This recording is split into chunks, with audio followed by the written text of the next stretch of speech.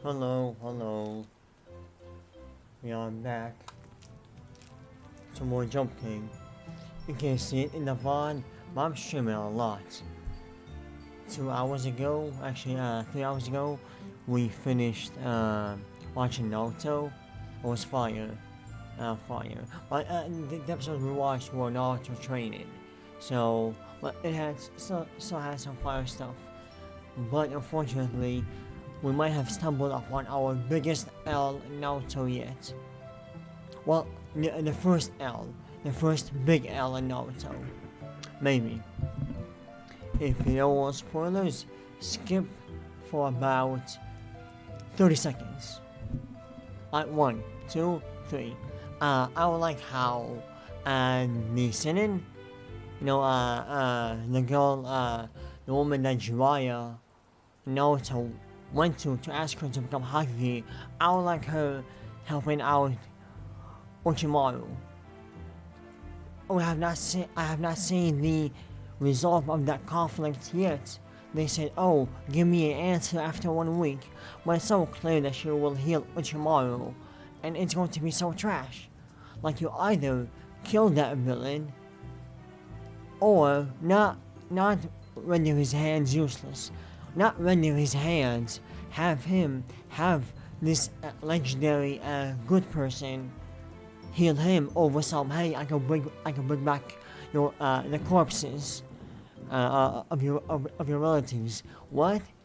I know he can do that, but you really following that? Dead people? We're doing that now. Like that's a big bull. You should have had.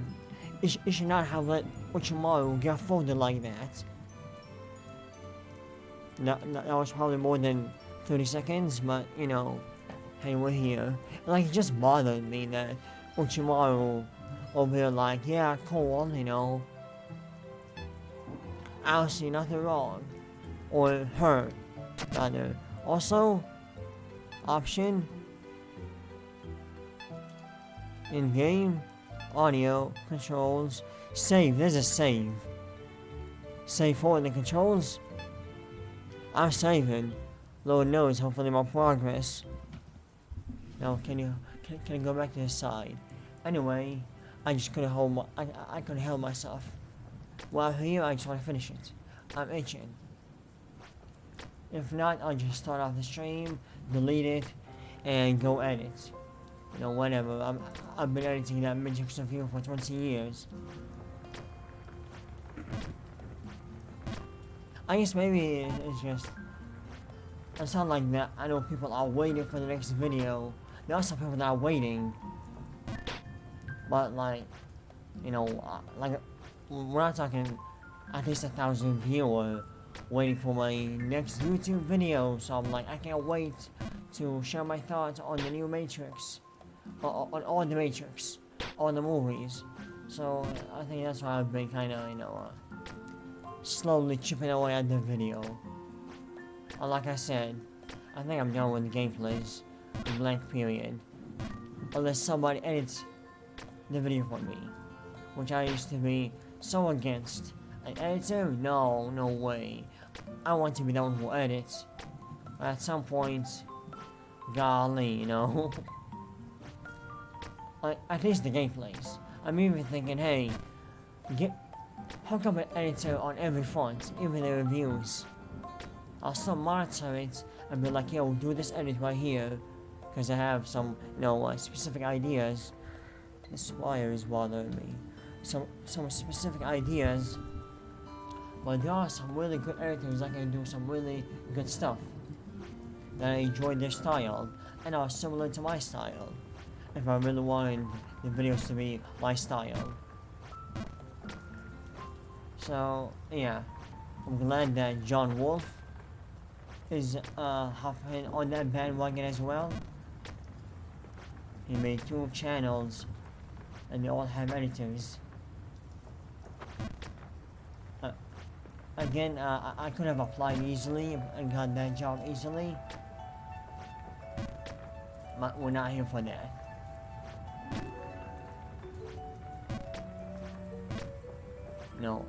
All I want to do is stream and make videos. Even though making videos is not doing that good, it's not doing that hot, I still want to, go at it. I feel like the Matrix review is going to be a good stepping stone. Overshoot. I have nothing to lose if I overshoot. They're both laid down the same fall, the same beautiful save. Like, thank you. I can do this all day, Also, and even the cat area.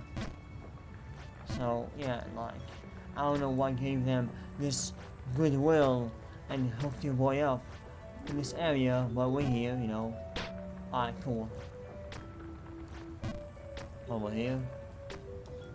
I'm playing some Mario, water music in the background, and we are back in the cats. For a second I thought that we were back. Like back. No, we are not. Hold up. I would like that feel a little weird streaming joking right now. Just because I wasn't really planning it. It was, came out of nowhere. I was supposed to, go ahead and edit and, and whatnot.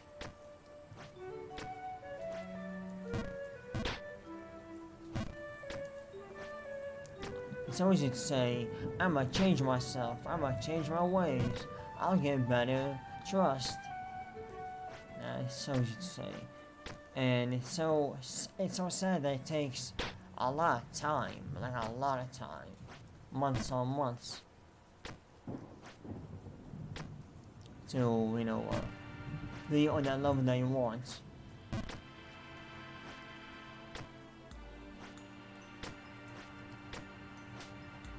Oh, what's bothering me right now is the light above me. I think so. So, yeah. Like I said, if we're not feeling it, I'll just delete it and, pretend that it never happened. So it's not something crazy. I just want to try my luck and finish GHOSTBABE. Yeah. I'm chilling. Oh. Speaking of chilling, your boy been playing Chocobo Legends. I have been for like 7 months now, I think. And I have, almost every character. Not only that, I have like a lot of characters, a third of them at 7 stars area. So from 14 stars to 8 stars. I have a plethora because of that Legends Festival banner that tripled Z power and tripled the drop rate. I spent like 30k on it, 30k chronos, and I earned every chrono myself. I've only spent money on this game once.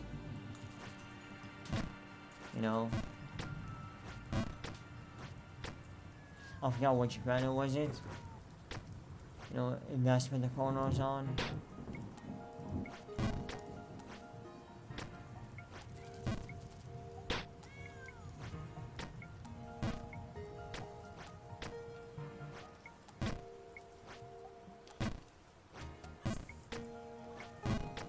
So,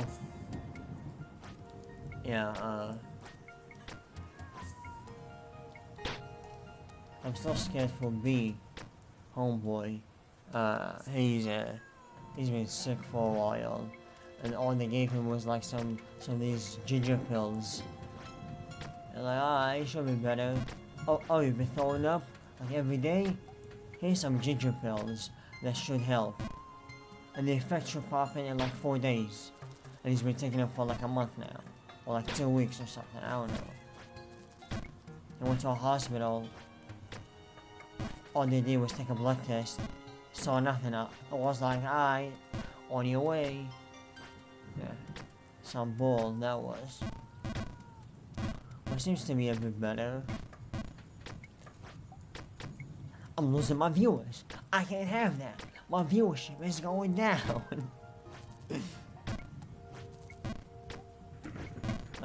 Anyway. Nope. That's not how we do it. That's not how we do it.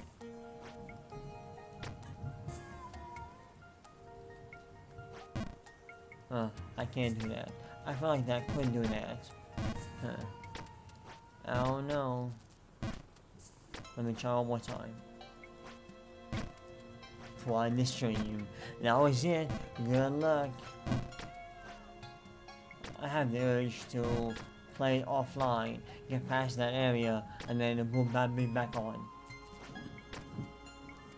But the thrill is also lies within beating that area on stream or on video. Speaking of on video, homeboy Leonard defeated Jump King. I'm not gonna lie, I'm only human. I am a little jealous of what you say. I was like, views. Not because views like, oh, look at those numbers. First of all, Leonard deserves every single digit. Homeboy got some, like, homeboy been working hard for years. And I wish nothing but the way up. But no, in the sense of, damn, I wish that I had that many people, you know, like, on stream when I beat Jump King or New Bay Plus. I don't think that there was anyone when I defeated both maps. You know, like, someone to celebrate with, like, hey, we did it, boys, you know, something nice like that. And you can't fault me for feeling that way. Like I said, I am a veteran for 7 years on YouTube. I'm old on YouTube. But hey, streaming has been really fruitful, and I'm scared that something might go wrong. Watching Naruto on stream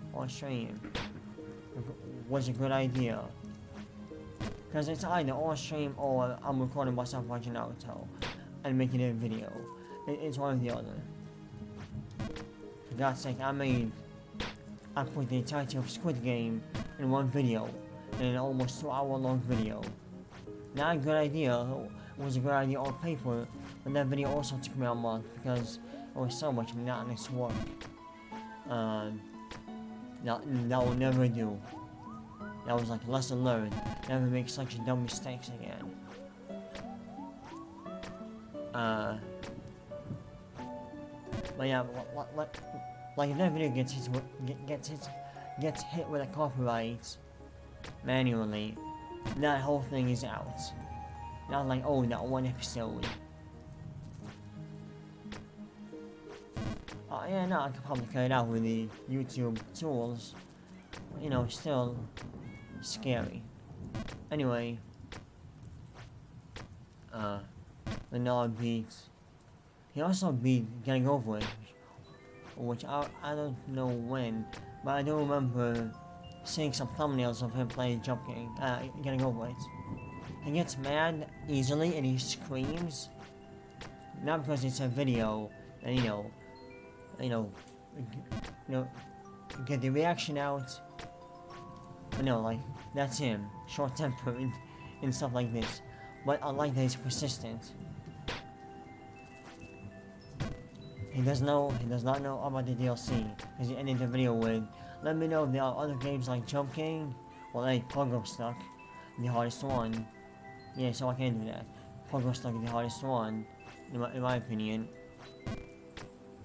And, well, we got New Bay Plus, the hardest one. Why not attempt that? Ghost of the Babe is difficult, but New Bay Plus with the wind section brings the pressure to a whole new level. It's not that section per se, it's the section after it with the Coliseum. Because one fall will bring you back to the wind section, and you gotta wait for the wind to go back and forward, back and forward, back and forward. Shout out to Crash to Insanity. Shout out to that skunk in hell.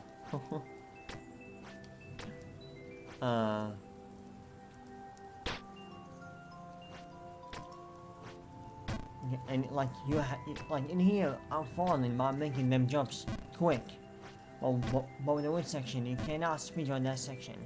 It only goes so fast. You can only go as fast as the wind lets you before you having to wait for the wind, and then jumping, and then waiting, and then jumping. So like you got that. Just to have another try at that Coliseum. One single try, you fall, and then back and forward, back and forward.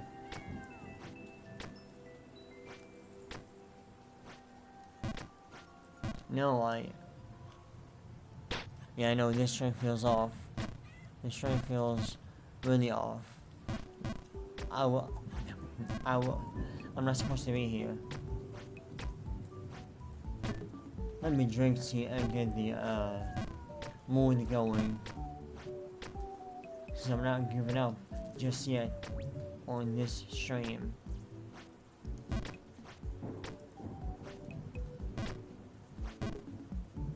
Knowing that Ricochet is not fruitful whatsoever. I might be down for videos, baby.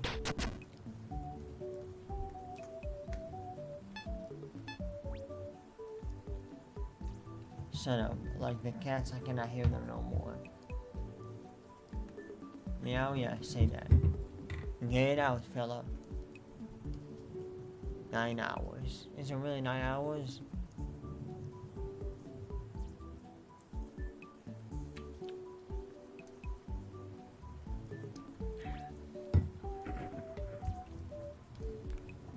Yeah, it's time for a video because it gets boring.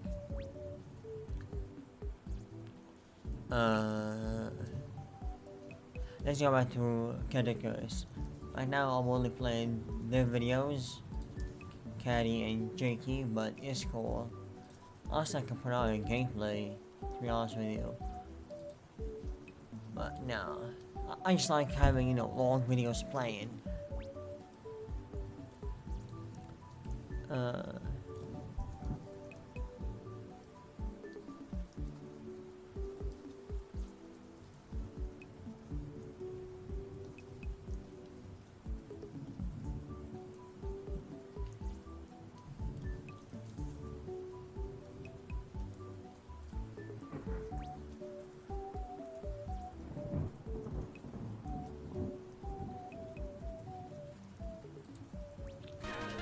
Yeah. Oh, you're a nice chunky one, aren't you? There's a lot to grab there. I can't wait to put you in that slot. And I suppose the game isn't that bad either.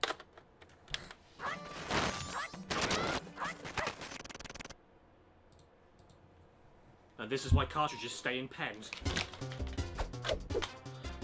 You know what you need? A hole in the middle. Bang! Huh.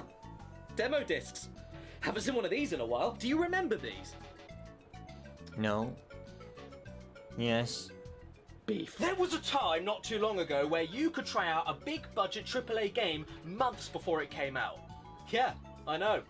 It's unspeakable nowadays, but yeah, most if not all big games that you were looking to buy for a certain console gave you the chance to try before you buy. Kind of like a t-shirt. You go to the shop, find the shirt, try it on in the changing room, decide you don't like it, and then burn it in the street. Now you listen here, I'm not a big dum-dum. I'm fully aware that today you can still download free trials of games on Steam, Nintendo's eShop, or elsewhere. But when it comes to big budget AAA releases, it's not as common as it once was to get a free trial of a game, because there's just no point anymore. Companies want your pre-order money. They want you to buy first and decide if you like it later, which I find so sad that I'll eat every baby lamb until they stop. And what do we do when we're sad? We make a nice and healthy milkshake.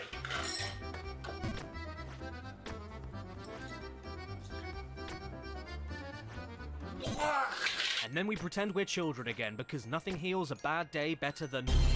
When it came to free trials of games, no company were as prolific or memorable as getting them out as PlayStation were in the mid to late 90s. And they genuinely helped my younger self decide what games I should save my pocket money for, and which ones I should walk past in the shops and... Demos, short for demonstration of PlayStation Multi-Tarnation, kicked complete and total sack back in the day. They were a huge part of my gaming childhood, especially since I didn't get PS1 games for birthdays or Christmases. So these discs not only showed me the best places to spend my pocket money when I saved up enough, but I also found myself replaying them constantly for a quick kick of something new after I finished Toy Story 2 for the billionth time. I loved these things all the way up to the PS3, so today I wanted to spend half an hour talking to you all about them because my girlfriend left me. Part 1.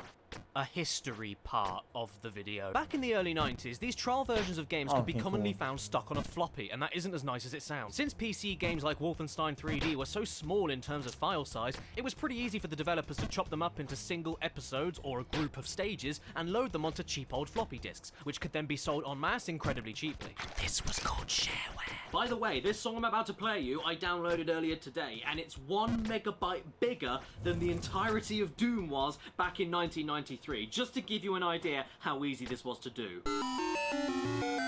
This would then allow you to easily get a taster of what the full game would be like straight away, and often for the same price as a corn on the cob. Then, if you really liked it, you could buy the full corn on the cob. This method of bite-sized game distribution proved popular enough that when the original Doom came out, id Software thought that people would rather spend their $3 on 2 baguettes so they could make a baguette, and made it so the first episode of Doom wasn't on a floppy disk, but uploaded to the internet for completely free as shareware. The idea being that because it was so small, easy to digest, and doesn't cost anything, like your mum, you could easily download it and then would be encouraged to share it around even further with friends or family and stir up even more hype. Then once the shareware trial ended, your computer screen would then give you a price for the full game that you'd have to mail order. We take a larger game and break it into several smaller parts, and we put the first part out in shareware so that people can try it and see if they like it. And if they do, they can order the rest of them back through us. Shareware, whether on a low-price floppy disk or a free download, was essentially interactive advertising, and it's ingenious. It's an ad that you chose to be a part of and actually enjoy. I mean, the last ad I enjoyed was when the cat was playing the accordion and then he got stepped on. Aside from shareware available to download, though, you could even get catalogs with images and descriptions of hundreds of shareware floppy disks ready to be mail-ordered directly to you. Is that his mouth or his butthole? You could try out such heart-stopping classics as Clyde's Adventure, Bricks, Funny Face 2. What's in the box? Borders, Corners and Frames, Oh My, Moraf's World. Is that a loaf of bread with a beard? And my favourite game of all time, Craps. Slowly but surely, though, shareware turned into my last cat. It fell in the toilet and died. Not just because technology was speeding ahead at a rapid pace. Whoa, look at it go! But because shareware itself was way too easy to... So stupid. Well, share, and often way too easy for people to edit and exploit. Like your dad. Plus, since some of these full versions of the games weren't that much bigger than the demos, you'd find that people would just complete the shareware trial and then move on to the next thing, meaning that no real money went anywhere. Another problem was brought up by the main developer of the original Doom, John Carmack, leading to Doom 2 not getting a shareware release at all, because he said that most people considered that they had finished the original Doom just by finishing the free shareware episode. It was too much content for free, and for most people, the gameplay was too similar for most of the demo, so investing in the full thing wouldn't be worth it to them. This didn't stop shareware at all, though. It would continue to be uploaded online, ready to be downloaded, and floppy disks still kept coming out, even from the change of 5 1/4-inch floppies to 3.5-inch floppies. You'd get free shareware preview levels of games on floppy disks bundled with other games from the same publisher. There'd be free promotional shareware floppy disks handed out to magazine subscribers. Some people would completely screw up the disks and change assets, music and sound effects from some shareware and then resell them to unknowing customers. It was out of control. I knew it. Put it in your pants. Don't... I never thought I'd say this, but it was the Wild West of floppy disks. Long story short, even though great for distribution and word of mouth, shareware wasn't financially viable enough and too exploitative to be a decent long-term business plan. Part 2. And then CDs happened. Hi, I'm Chris Sorrell. Let me take you through the world of medieval. Sure, CDs were on PC games, but I'm talking about when CD technology hit the video game mainstream, specifically with the PlayStation, which dominated the CD console market in the 90s. CDs were like babies covered in soup. They had a lot of stuff on them, they were really thin, and they wouldn't like it if you scratched them. More importantly though, they were just the right shape and size to fit inside your trouser legs. Not the babies, the discs. I don't have any games in my pants, what are you talking about? Games were getting more technical, they were getting bigger, they were getting much harder to explain and show off, and they were getting expensive. So playable demos of games during this era were probably the most important to get right. They couldn't get away with the shareware business model. You can't just learn how to become a communist for nothing, you needed to pay for it! Companies needed to make money back on full game purchases, which shareware sometimes didn't do, and needed to get people financially interested in trying the games out to begin with to cover the costs of advertising the games in the first place. They couldn't give you too much and let you edit everything so you felt like buying the full game would be pointless like with Doom, but had to be good enough to make you want to get the full games and actively make you want to buy more demos in the future so companies can keep promoting upcoming games and keep the cash cycle going. Or they could just be like Nintendo and don't do demos at all. Just make your customers spend $60 on Superman 64 without any clue. I'm sure they won't mind. We can't mass produce demos. Cartridges are too valuable and expensive. Part 3. Magazinis are good for your peenies. So what better way to get people interested in buying these PS1 games than by, instead of offering tiny individual demos, bundle small portions of multiple games on a single disc, including video trailers for games not ready to be played yet, and then hiding it inside a thing you have to pay for, a book. The gamer's favourite thing. Yes, in the UK at least, most if not all PS1 demos came as gifts alongside the official UK PlayStation magazine. And that's not including all the demos that came with kids' meals at restaurants and stuff like that. This meant that PS1 game demos could appear anywhere. Game stores, video rental shops, Pizza Hut, the dentist, in between my fingers, in space, the mall. Putting these demos in magazines meant the advertising was more widespread than ever. This is Go the to end the supermarket, buy your dead granny some flowers for her funeral, and while you're at it, pick up a demo of Smash Court Tennis. And up until a certain point, anybody could buy these things. You see here where the magazine is talking about how the newspapers hated GTA for how violent it was? Well, as long as you were 3 years old or over, you could buy a demo of it. This is terrible. As far as I'm aware as well, there was a US equivalent to this called PlayStation Underground, but that never happened in my country, so choke on talcum powder and die. This also provided a service to 3 types of person at once. The people looking for multiple demos of upcoming PS1 games, the people looking to read up reviews of games that just came out, and the greedy pigs that wanted both. Even better, since a lot of the console users in the mainstream at the time weren't massive computer whizzes, that meant that CDs were not only far easier than floppy disks to physically replicate for manufacturing, but also meant that the average user didn't have the knowledge to do anything bad with the discs, copy them or repurpose them for reselling. Besides, there was too much data on these discs to upload all of them for free on the internet like what early shareware allowed you to do anyway. For internet back in the mid-90s, trying to do that with these discs would take you a Even if people could do all of this though, the effort wouldn't be worth it anyway, because these demos didn't offer enough content for each individual game on the discs, but offered just enough with the amount of games on them that the demo disc being a free gift along with a gaming publication made it a sure, why not kind of purchase. And that, for gaming advertising, was a goldmine. Why do I have 2 copies of Disc 58? Not to mention, it was way more cost effective than renting if you wanted to try out multiple games only for a little bit, and you even got to keep your very own physical souvenir with exclusive artwork on the sleeves. They're nothing crazy, but definitely unique. They're like little plastic postcards. Dear Mum, having a nice time, wish you were here. Where's that Where platform? are you? And that's why I've kept all of these ones collected by other family members over the years. Oh, because they're like little there's photographs another of the chain. past. They take me right back. Like the time that Metal Gear Solid was the best game on the planet, the time when animated pit crews were an exciting game feature, and the time where disgusting sticky old men thought that a load of polygons were hotter than their own wives. Let's do some tumbling. These demos introduced me to some of my favourite games on the PlayStation, and even underrated gems that never got mainstream attention. With them I found out about Mr. Domino, Monkey Hero, Parappa the Rapper, RC Stuntcopter, Klonoa, Overboard, Oddworld, Broken Sword 2, Tombi, Lego Racers, Ghost in the Shell, Medieval, Ape Escape, Kingsley's Adventure, Legacy of Kain, Discworld, Cooler World, Vibram, Jamalami, and even Tomb 3 Raider. It was like having a miniature PlayStation museum of games on your shelves. In fact, I replayed all of these demos so many times, the discs themselves are buggered beyond belief.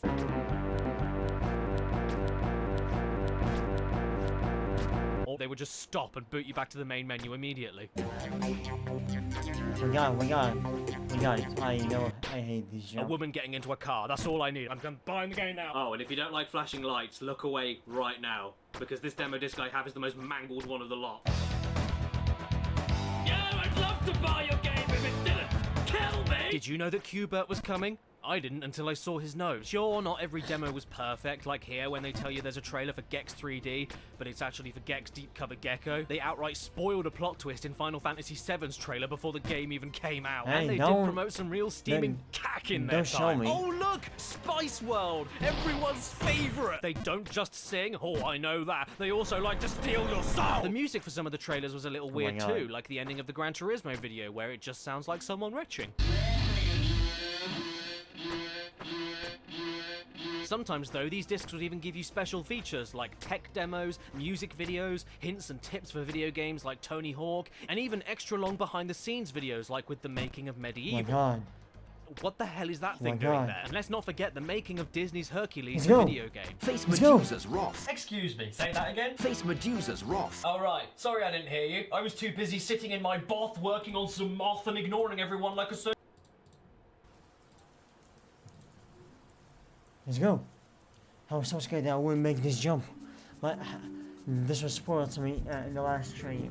Because I thought that the Tetris pieces were collectibles. So I watched a video to see how do I get them. What am I supposed to do? What am I doing to skip them? Skip them. Babe, the babe is dead. Again, we're going after the ghost. Yippee-ki-yay.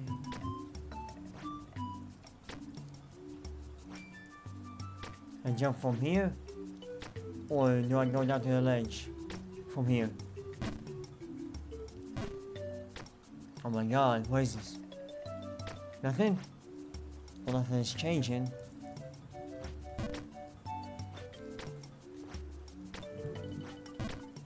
It'll be like this.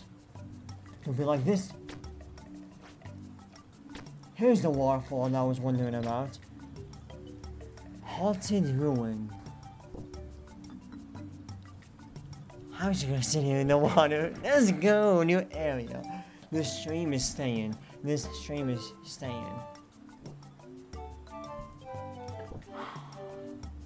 Just chill. Take a shower.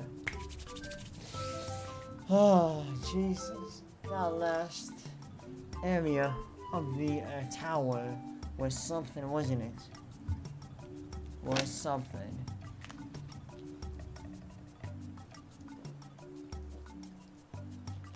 Now far to the left. Why is it so deadly?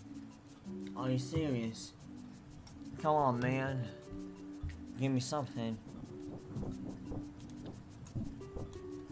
Stay as far as far away as I can. So yeah, that's going to be a whole lot of garbage. There might be a skip here, but why would I attempt it? Why would I, in my right mind, attempt such a skip? I might fall. I have to be real careful. Wait, can I fall down? Yes, I can. Yeah. Fall back down. Jesus, fall down. Oh, whoa, hey. Gotta get the bird. Please tell me that this is the first bird that does not fall down and I can just have some fun. If I fall down and I can't, oh, Jesus. If I fall down and I can't get up, I'll fall and I can't get up. I'll get back here off stream. Cause you know that I'm gonna give you item. I've got every item so far. Why stop with the final bird, huh? I finished the Bay Plus. And it's just the tower, the end of the tower that's bugging me. So some more practice should be fine. And I'm gonna take my time. Amen, amen. I'm gonna take my time.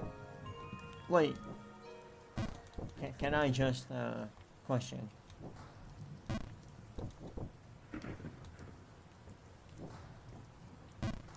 I feel like that I can. Hold up one more time. I can. Then 1, 2, and go. Really? Really? No. I was sure of it. 1, 2, and go. Don't worry about it. 1, 2, Yeah, there's no. It's not worth it. Just. Jesus. I swear to God, I feel like he jumps. I feel like this game is bugged. In the sense of when you get out of the water, he jumps way too high. I don't know, well, because you're in the water and your mind is like this or whatever. But I swear to God, it's like sometimes when you get out of the water and the slightest step, he will yeet himself. I don't know why he wants to die so badly.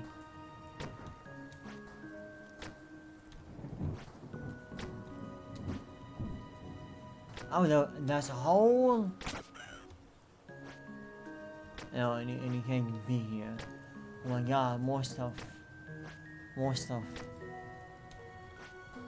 You serious? Oh!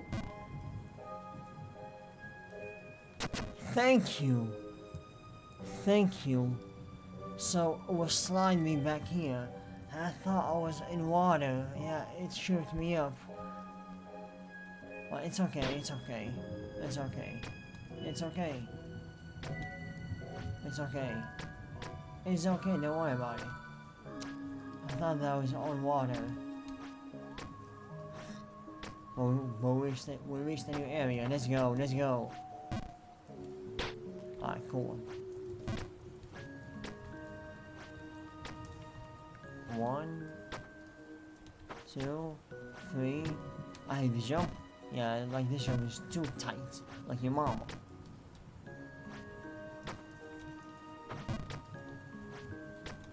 Wow. Yeah, no. Well, finishing GHOSTBABE.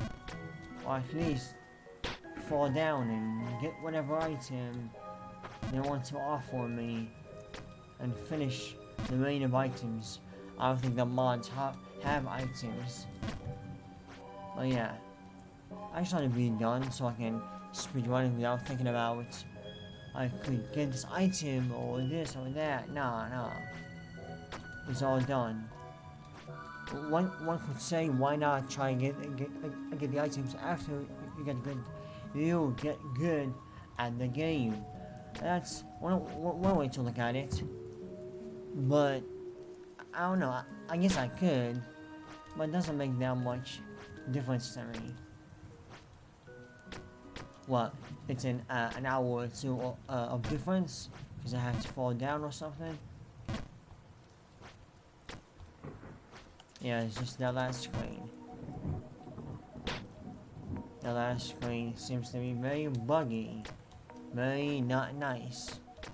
One more fall and we'll have the videos back on. Also, I hate when I make tea, but I don't feel like drinking tea. And I don't really notice that until after I make the tea. The struggle. Yup. If I hit load, yeah, it's just for the control. I was really wondering about that one. Sociopath. Don't forget the competition videos either, when they showed off people's highest scores of games like Tony Hawk with Run of the Month. But to be honest, there was no point competing against them, because nobody stood a chance against Lethal Lee or Da Boss. My favourite video I found on these discs though was this short film called Enlightenment, which is actually just an ad for PlayStation accessories, but is filmed like a martial arts movie, and it's completely amazing for no other reason than this bit here. Not only that, but I loved having these things for the artwork. I mean, look at the Resident Evil 2 demo cover even. This was old promotional art made for the game before they even figured out who the main character would be. I have one of the original promotional posters of that in my office, actually. Like, that's an adorably cool bit of gaming history. Gotta be honest though, I'm not really sure about Agent Armstrong over here. Oh what my the hell am I God. looking at? Everything from his 2 belly buttons to him looking like he's stuck in a nappy makes me want to vomit. And why does he look like a balloon? Is he gonna fly away from the case? Why? He'll be the second Armstrong to go to the moon. There wasn't only the cover art though, just look inside the sleeves of these things. Even though very tiny, these little screenshots and their rounded rectangular borders make them look like windows into the past when looking at them today. And into the game still. what's that? Moho. Suck it and see. And talk about a different time. Look at this teaser image from Crash 2 featuring a screenshot from a part of the game that doesn't exist in the final version. I love looking at this stuff. It's like an alternate dimension. Like if geese had teeth, Sonic the Hedgehog had teeth, women had teeth, teeth had teeth, and I had teeth. Where did my teeth go? And when you actually got around to playing the games, it's so surreal to go back to demo editions of some of my favorites and even have singular levels in this permanent state of unfinished or with graphics and sound effects missing. For instance, in Crash 2's demo, most of the sound effects are missing.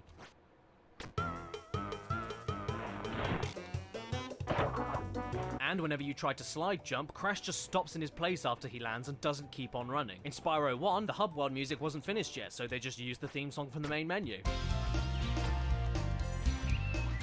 I Well, that's And in cool. Karashi/Intelligence Cube, there's no music at all. Why did I do that? Or in A Bug's Life. Just picking up grain here. In Crash 3, Crash has no shadow, and the bonus stage music hasn't been included yet.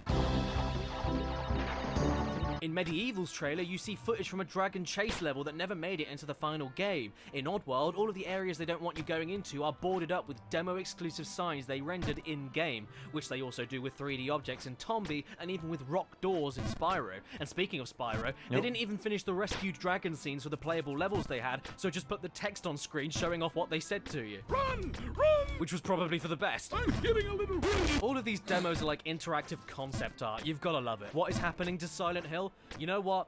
I don't know. Looks weren't everything though. To top it off, the gameplay all of these demos gave you tasted just sweet enough where you could tell if you wanted the full thing or tell if a game will be a piece of feces. And the variety of games on the discs never left you feeling ripped off for paying for the magazine that it came with. Let's be honest though. We're all cheap bastards, aren't we? Everyone loves a freebie. Freebies, baby. Little finger up there. So what better way to introduce PlayStation owners to the world of demo discs than by bundling the console with an exclusive demo disc of its own?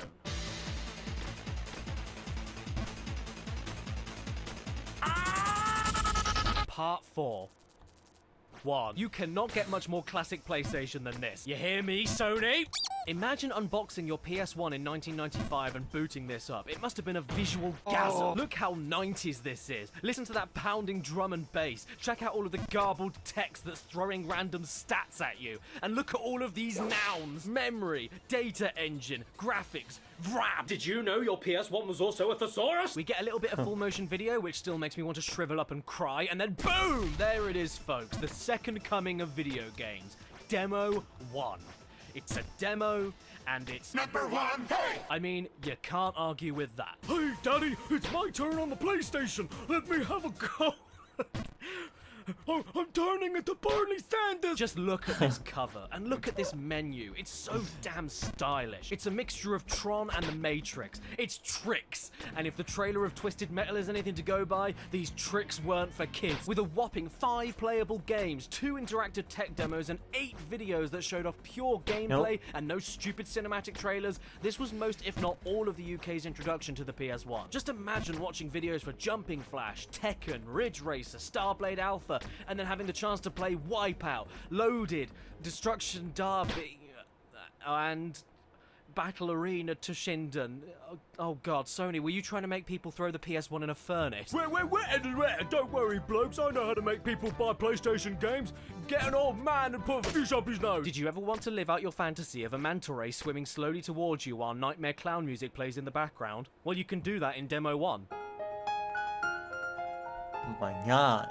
You can also make this T-Rex open its stupid mouth. Strangely enough though, despite being called Demo 1, this wasn't actually the first demo released for the PlayStation. It was the second one. Because according to this gigantic archive list of European PlayStation demo discs, Croc was apparently the first demo ever released. I would also like to take this time to say whoever came up with this list is amazing, and thank you so much for compiling all of this info in one place. But you're also a completely insane and unstable psychopath, and I'm not going to shake your hand in case I catch something. Part 5. This is a lot Part easier 4 doing was this too show. short. After this is where all the official then UK this, and PlayStation then Magazine this. demo discs Easy. started coming out on the regular, month by month. And my collection is like my body hair. Pretty substantial, but far from complete. The earliest demo I have, aside from Demo 1, is actually Disc 3 from Volume 2 of the official UK PlayStation Magazine collection. Purely because all the other demo discs before it, including Volume 1, were in flimsy, horrible cardboard sleeves and they disintegrate in my sweaty hands. From there, I have a complete set up to Disc 54, where it then becomes a bit of a mess and I missed out on a load because a lot of the demos started reusing older games to fill the space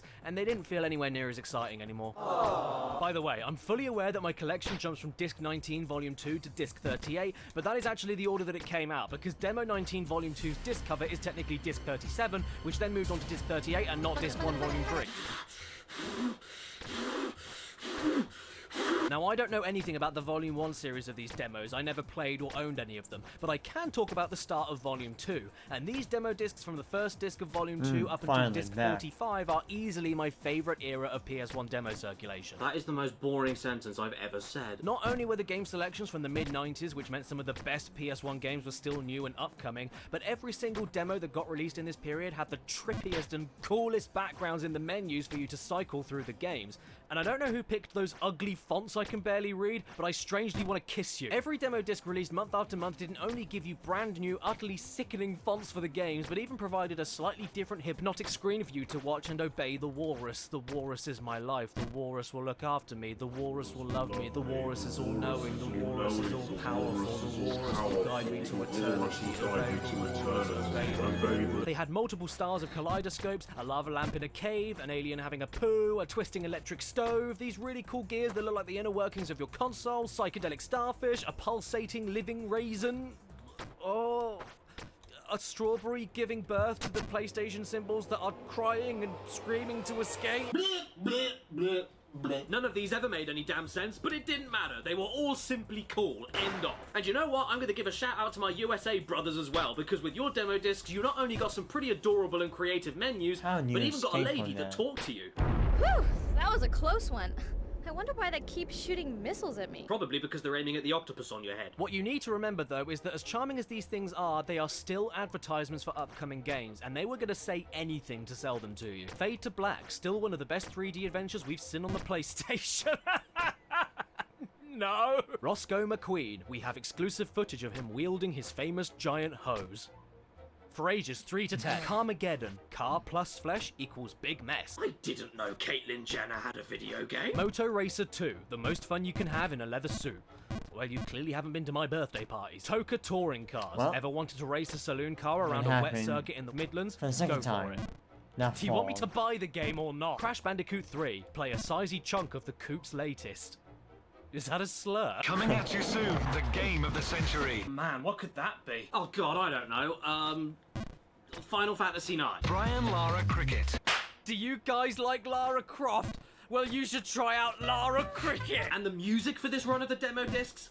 Come on! I mean, come on! Oh, yeah. Yeah, that's the, yeah.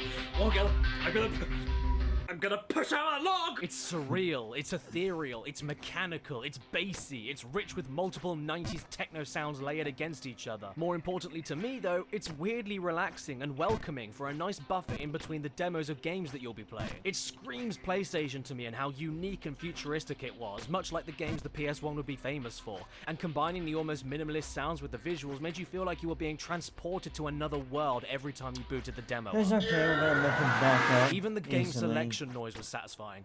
Yeah, you don't get that kind of oomph anymore. And then, in a move I'll never understand, for disc 39 only, they changed the music into this weird ploddy stalking song.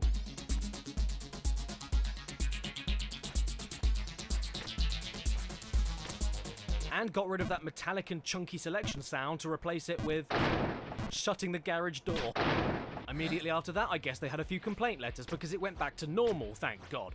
But that's the great thing about demo discs, you never know what you're going to get when you pop it into the PlayStation. Like here in disc 42, when you're promised a video showing off gameplay of A Bug's Life the video game, but then all you really get is a trailer for the movie, which was already out when this demo came out. Thanks for that, official UK PlayStation magazine. Good to know that you're a filthy liar. Hello!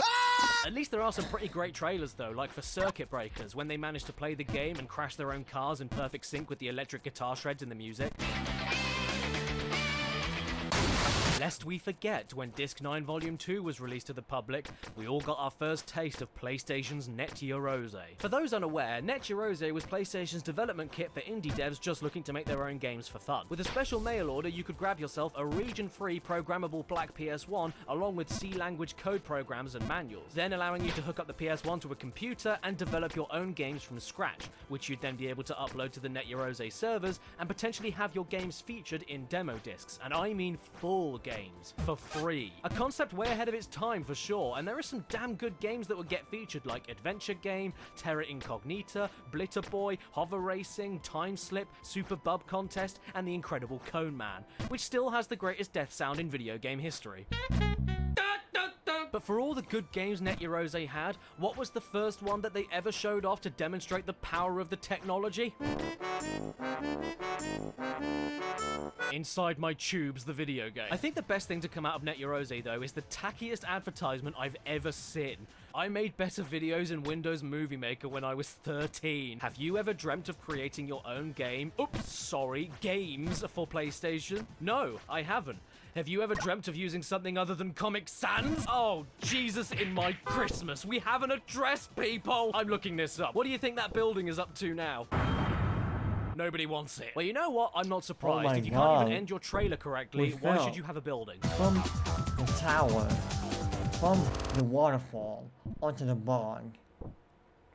Making back up. Yes? It bothers me because some people are gonna pop in Oh, and now I be definitely like, want one. When you weren't getting your jollies from a magazine demo disc, though, Yeah, you I were getting know. demos bundled in with other games from the same publisher, and they all had their own cheeky ways of showing them off. Universal Interactive games like Crash and Spyro would hide demos for the other series in their main menus behind a cheat code, drumming up the mystery and playground gossip about what the special secret code was and what was hiding behind it. Namco would take a more simple approach and leave the demo disc in the box of another game with a sticker on the case letting you know it was in there, which was great when it wasn't there. Konami, though, would go above and beyond, like with my copy of Metal Gear Solid. It not only included a demo disc of the upcoming Silent Hill, but even a sweet little booklet that included a story prologue, controller map, and an exclusive miniature poster. In fact, these singular exclusive game demo discs proved so popular and collectible that the UK PlayStation magazine dropped the numbered entry discs for a couple of issues. There was one time they used a singular demo for Abe's Odyssey, which according to the following issue didn't work on most people's PlayStation, so that was a good one. And in 1998, they left you with a collector's edition Tekken 3 only demo disc. It did come with a really cool booklet, which I no longer have, but still, this on its own makes a really nice shelf ornament, next to my stress sausage. By the way, do you guys remember that horrible, boring, ploddy stalking song we had for a single disc a couple of demos ago? Well, the official UK PlayStation magazine thought they'd get people to like it one more time and put it back in for disc 45. Then once disc 46 rolled out, they must have had more complaint letters about the music change and went, well fine, screw you! Let's change the music entirely from this point onwards, and instead of making it ploddy, we'll make it hardcore! I don't mind this era of the demo discs. It was the late 90s, so the games they advertised were still interesting and cool. You got your Ape Escapes, your Speed Freaks, your 40 Winks, but this was definitely the start of the PlayStation wanting to be taken a little more seriously and not like a baby toy for old men that crinkle when they walk. Not only did the music change to feel more like a young adult's nightclub, but the trippy backgrounds got a lot less imaginative. The font choices got really boring, the artwork for the cases started getting a little more contemporary and bland to look more like a magazine ad, and they even got rid of the selection sound and just kept it silent. Like I mentioned earlier, my collection of demo discs is nice and complete from Volume 2, Disc 3, all the way to Disc 54. Because after Disc 54, everything went majorly downhill. The charm and the character of the menus and the background music was completely gone, and the game selections and the trailers even started aiming more and more towards a boisterous audience. They were trying to attract the British young lads going down to the clubs every night. Do not get me wrong for even a second, you still did get some gold hidden in the carpet of gum and cigarettes. You got your Spider-Mans, your Muppet Race Manias, your Tomby 2s, your Tony Hawks, but the amount of focus on boring regular people on the front covers was absurd. The amount of demo reruns of games that were already out was frustrating, and the sheer amount of focus they pushed onto football games was ridiculous. I'm not talking about sports games in general, I'm talking mostly football. How many times can you kick a ball with a man made out of cardboard before you go outside? They added in a new video feature called the Goal of the Month, where most of the goals were scored by this lovely gentleman. They were adding so much more into the already existing football franchises that the trailers for them became bloated and meaningless. And in this awesome little featurette of coverage from the Tekken 3 World Championships in 1999, when the video cuts to interviews with celebrities, guess who they invited to the event? And only invited to the event. Football people! Football, football, football! Watch the football! Watch it, it's gonna move! In fact, the amount of football games got so stupid that at one point, a man named Ronaldo appeared and challenged football itself to a versus battle. When you add this in with the fact that they used these colourless and less hypnotic backgrounds, and that they changed the music again at Demo 58 to the worst sounding menu theme of the lot, and kept that exact copy-paste style all the way to the final demo disc at number 108 for 50 issues, it's obvious who their target demographic was until the last days of the PS1. Even the selection noise sounds like someone starting a punch-off in a bar fight. The demos lost the uniqueness. They lost that little extra bit of what made the earlier demos stand out from each other aside from the game selection, and not even the added downloadable cheats to your memory card could entice me back. The final demo disc I bothered getting was disc 101 in 2003. Yes, they were still releasing PlayStation demo discs that late into its life cycle. And the main reason I got this one was not only because you got Tomb Raider 1, 2 and 3 on here, as demos obviously, but you also got loads of hidden gems and rarer games which I didn't own at the time, so this was the only way I could play them. This is a good collection of games. I think there's like 12 on here. But now I'm going to ask you something personal. Don't worry, I'm not going to ask you where you live. I already know that. Take a guess what PS1 games they included on the final UK demo disc ever released. Like the ultimate final send-off to the PlayStation's legacy. Take a wild guess what they included on that disc. I'll give you 5 minutes to answer. Sports. No, you're wrong. They included the best game ever made, Archer McLean's 3D Pool. Part 6. Bye-bye, Tinky Winky. After this, demo discs would continue to run with the official PlayStation UK magazine up until the PS3. Xbox would start selling really cheap compilation demo volumes called the Xbox Exhibition Box X Series 1 Bition X. And as for me, I did have a few PS2 demo discs from the official UK magazine when it transitioned into the next console, to the left, but I lost all of them. And I don't care. I mean, just look at the menus here. It's like being at the hospital. It's so sterile and way too serious. I think when the PS2 rolled around, Sony had just decided to appeal to as many adults as possible, but at the cost of all the charm and character I remembered loving from the PS1 demos. This isn't nostalgia talking either, because I was still a kid when PS2 came out. I am heavily nostalgic for the PS2, and I did discover some great games from these demos like Ratchet and Clank, Sly Cooper, Airblade, Eco, and Vampire Knight. But aside from that, these discs hold no memories for me whatsoever. When the UK PlayStation magazine transitioned from PS2 to PS3, well, the demos lost everything in all but the name demo disc. I kept a lot of these, don't get me wrong, but at that point, all you did was put the disc inside the PS3 and you just got given a list of games to download. Like, that's not exciting. What is that? Especially disappointing since you could just download most, if not all of these demos directly from the PlayStation Store for free anyway. So it was at that point companies realised it was just too much of a waste of money when they could just upload them for nothing. The most recent demo I remember downloading was for the Medieval remake, which wasn't too long ago, so demos are still very much a thing. And since it's all done on the internet now, you can add in more exclusive content and unlockables for the final game when it launches to entice you to get the demo, like with Serdan's helmet in the Medieval demo. But man, it just doesn't feel special anymore. There's nothing to collect now, nothing to physically hold in your hands and reminisce, and these online demos even get updated as development on the full game continues, so you'll never have those permanent early builds with missing sounds and graphics ready to play ever again. And hey, do I even need to remind you what happened to PT, the playable teaser of a game that never got released? That wasn't a physical demo, and it got removed from the PlayStation Store, even though it was completely free and wasn't harming anybody by being there in the first place, and now it's gone forever and nobody can download it or experience it ever again. God, games suck! Why do you play them? Why do any of us play them? You know what? I'm done with games forever. I'm going to read a book. Yeah, you heard me, everybody. We're going to be looking in the next video at the magazines that made these demo discs so popular in the first place. I mean, let's be real, you can't go wrong with good old paper and ink. No! Subscribe and hit that bell. Follow me on Instagram and Twitter, or the cat will have an accident. Special thanks to all of my executive producers on my Patreon page in the description below. Brandon, TARDIS Type 40, Exopaz, Brandon Butler Williams, The Game Shed. Not the kitty cat.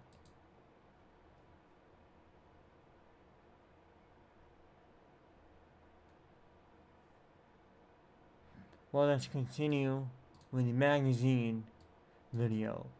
Seems fitting. Take that back. I want to do a video.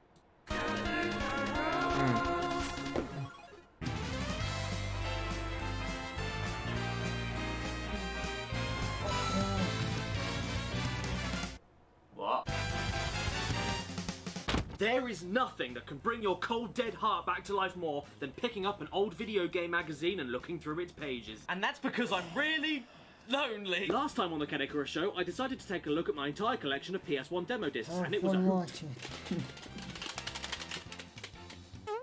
There, then, after I went through 46 separate demo discs and got over 12 hours worth of gameplay footage and trailers, we all came to the conclusion that I was sad. But I failed to touch on something rather special in that video. Magazines. It's packed with stories, activities, and fun things to do. And I'm not talking about any old magazines like Portable Restroom Operator, Modern Drunkard Magazine, Potato Review, The Croquet Gazette, Trout and Salmon, Sheep, Goats and Alpacas, Lighthouse Digest, Wind Tunnel International, Funeral Service Times, or my favourite, Girls and Corpses. Dude, I can't wait for Hiroshima the musical! I'm talking about the official UK PlayStation magazines that hid those demos inside them as free gifts to begin with. Yes, we're talking about books today, children. Isn't that exciting? Now everybody, please make sure you get out your dictionary. Here is Stephen Fu, age 23. Occupation, chef. The best PlayStation game? Too many games to choose from. And the worst? I don't buy bad games.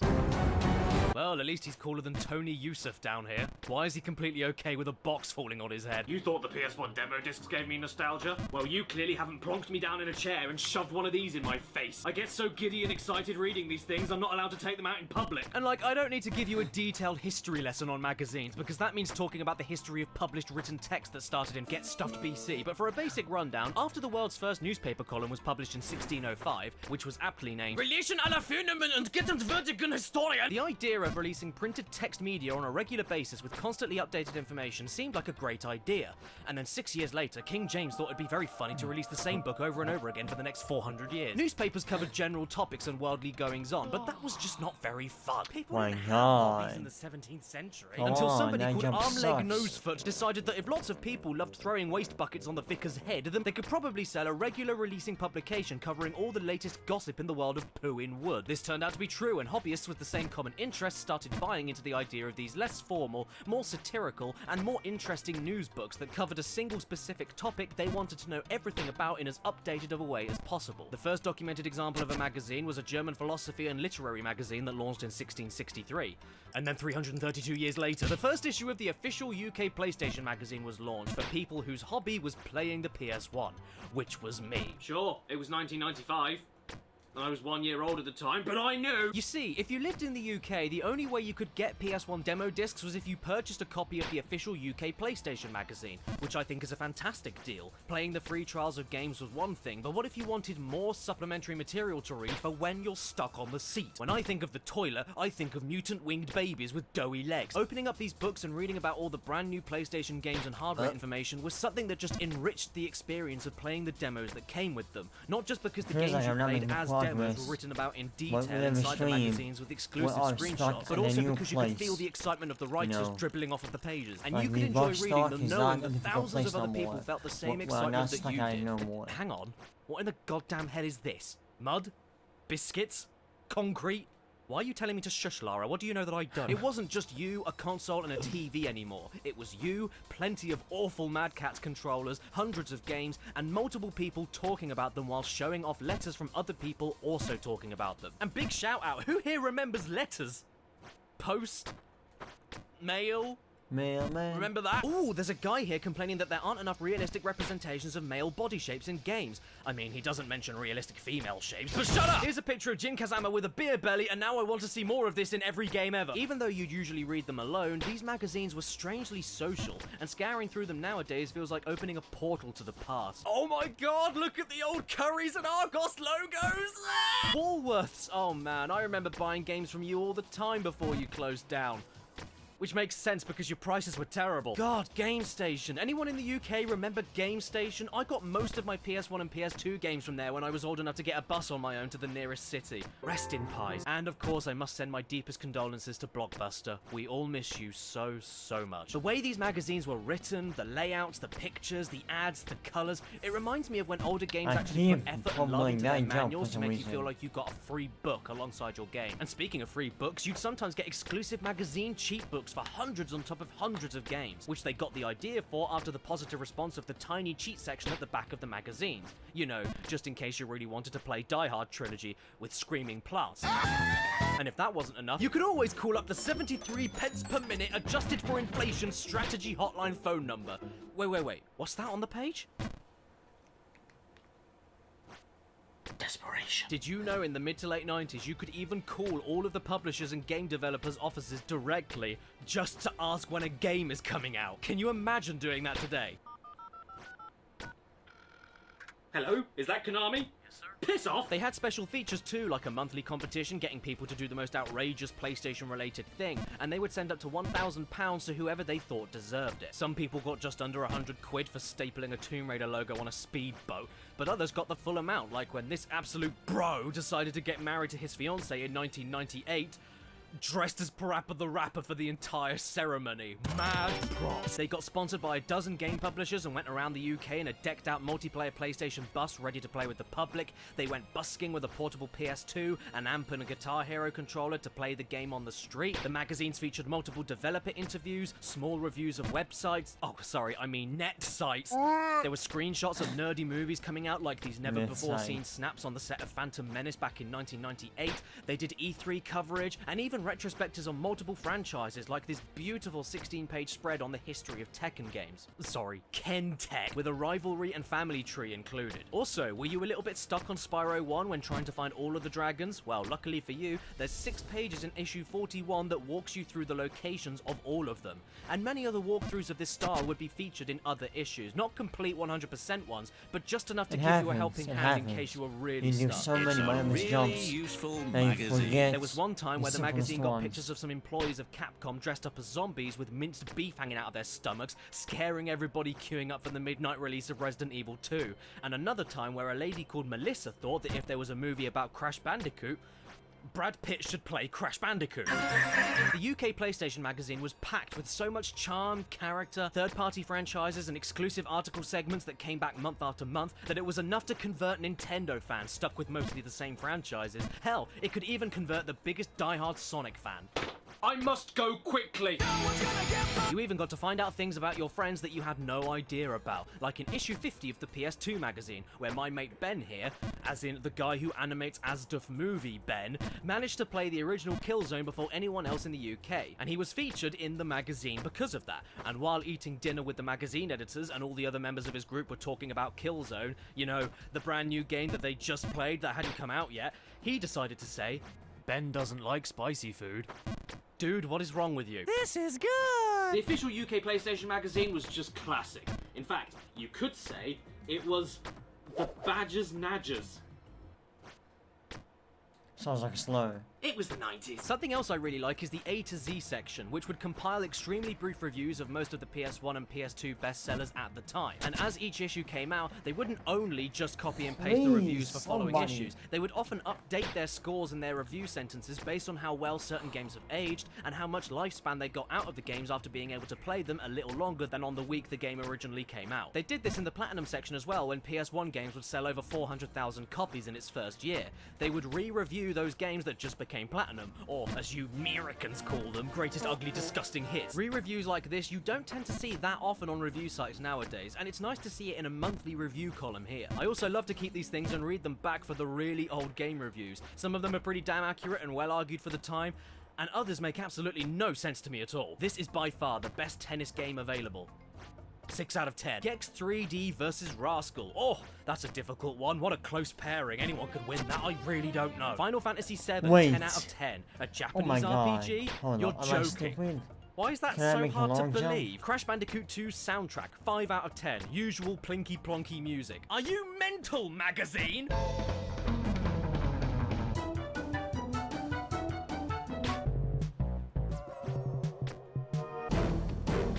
Usual plinky plonky music, my crack. Did you know that Tekken is the best PlayStation fighting game around? But Tekken 2 is rated higher? Did you know that In the Hunt was dated in 1996? This is dated? Seriously? By the way, Battle Arena Toshinden is handsome. Yeah, this is handsome, didn't you know? Apparently, Ultimate Parodius Deluxe is predictable. Yes! Parodius is predictable. Did you nincompoops rate Cheesy 7 out of 10? You rated this game 7 out of 10. What about Enter the Matrix in the PS2 magazine? It was given an 8 out of 10. Are you insane? Do you know what my favorite survival horror is?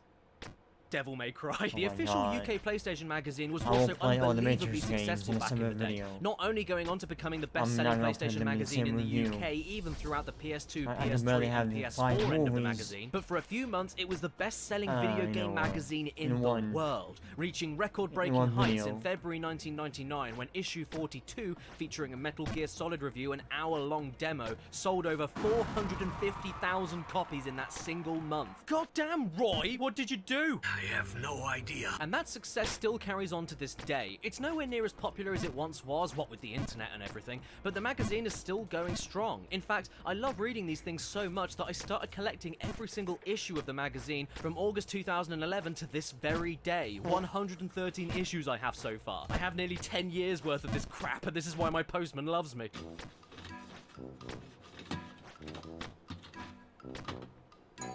Ah, yes! If you buy one more of these, I swear to God! Wait a second. What's this here? It's an old leaflet left behind from the early 2000s, but what is it?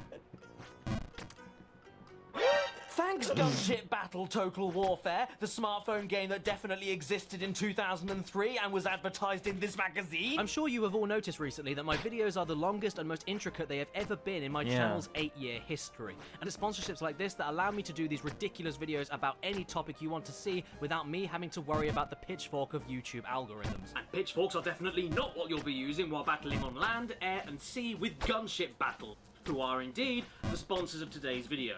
If you couldn't work that out. This is a fierce, real-time tactical war management game that allows you to control the battlefield with anything from airstrikes to rallying and scouting, while producing your own Army Green, Navy Blue, and Air Force Yellow. It's a game built on historical background with weapons and units inspired by battles of the past, combined with high-quality graphics to make it all feel as realistic as possible. In fact, it's so real you'll swear that you're getting hurt.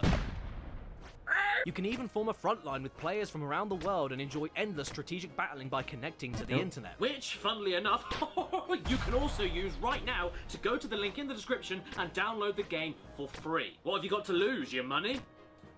Well, I just said it was free. Pay attention! Another reason I love going back to these magazines are for the concept screenshots, along with ancient and totally wrong game and console information. Most of them were rumours, to be fair, but they're still so funny to me. This is why I still collect the magazines today, for when they eventually become outdated, so I can look back and laugh at them. And it reminds me of a simpler time when we needed to know if a game would be memory card compatible to save the game. Wait a second. Why are all the colours of the Tombi screenshots completely inverted? Oh hey, it's my favourite character from Crash Bandicoot! Bonus Bob! Oh look, it's the best character from Metal Gear Solid, President At! Wow, it's Cheep the cooking chicken from Parappa the Rapper. Looking a lot like a frog. Oh my lord, this is just painful. Brave Fencer Musashi never released in the UK. Why must you tease me with this magazine? Remember when Resident Evil 2 looked completely different and had Elza Walker as a playable character? Remember when the Crash 2 box art was going to look like this? Remember when everyone thought that the PS2 would end up looking like that? Or that. Remember the release of the Pocket Station, when everyone thought that Tekken 3 would be on a cartridge for a new add-on to the PS1, or when Thrill Kill was still on its way to be released before being banned at the last minute? How about when everyone thought Crash would use a real grenade launcher in Crash 3? Or when Star Wars Episode 1 Racer was gonna come out on the PS1, but then ended up on the Nintendo 64? Well, that's clearly a screenshot from The Evil Dead. That is not Resident Evil. Resident Evil Dead. Beautiful water effects, eh? Oh yeah, sure. It looks just like that time I got my cling film stuck in the drawer. Hey, Cortex. You feeling okay, buddy? Ah, yes, I remember that bit in Klonoa. You know, when he ran around with a gun. Did you know that in Tomb Raider 3, there'll be new pests to fight, like dinosaurs? Because they weren't in the previous games. I wonder how long it will take for me to beat Medieval. Oh great, 40 hours, good to know. And I'm guessing that's including the 32 hours where you stand still and don't do anything. What exactly do we do in Crash Bandicoot 1 then? Oh yeah, we run along and collect the apples. Actually, no, I take it back. No, I don't like doing this. It's not fun, though, because I feel like I spent my entire life telling people that Crash Bandicoot doesn't collect apples, because he doesn't. It doesn't even look like an apple. It looks more like a mango. It collects Wumpa fruit. Why do people get this wrong? It's a rookie error. Why are we doing it when he don't collect apples? It's Wumpa fruit. Why are people allowed to make this magazine? PS2 magazine has a lot of this stuff too. You know, back in the days of 32-inch Dedication. HD-ready TVs costing you £1,400 or £2,000 adjusted for inflation. Remember when Shadow of the Colossus was Eco 2? Or when LA Noire looked completely different and was going to be a PS3 exclusive? Remember when Ape Escape 4 was rumored to come out on PS3 from these leaked screenshots? Check out this old concept image for the PSP with an iPod touch wheel and no analog stick. And who can forget the pure majesty of the original DualShock 3? It's so banana. I mean, it's so beautiful. Oh wow, look at this. They even gave that Mega 64 Katamari video a shout out before YouTube was even a thing. That just doesn't feel right. Oh my good god.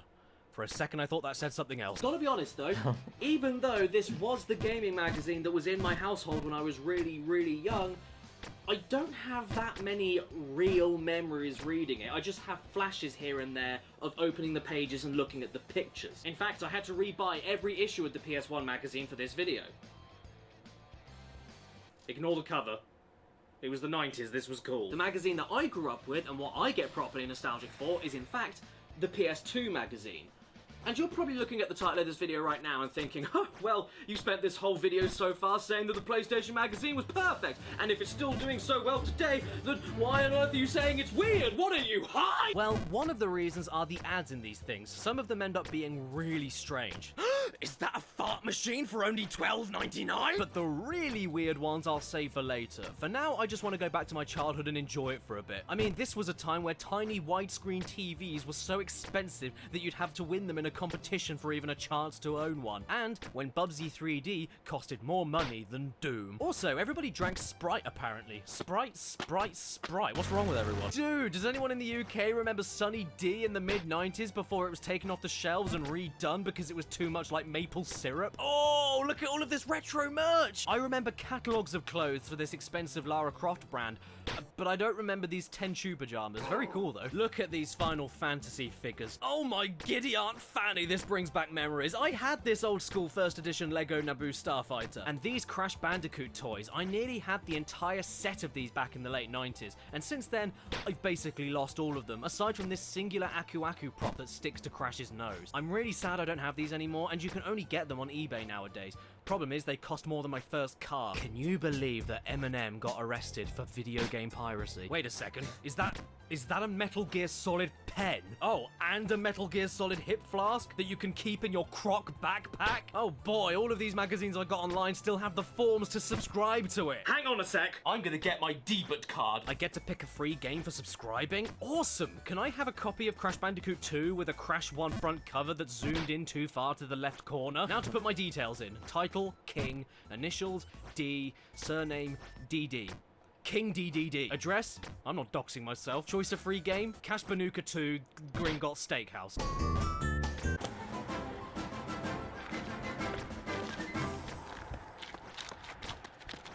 Mr. Tiger Woods invites you to take your best shot. When? Anytime. Where?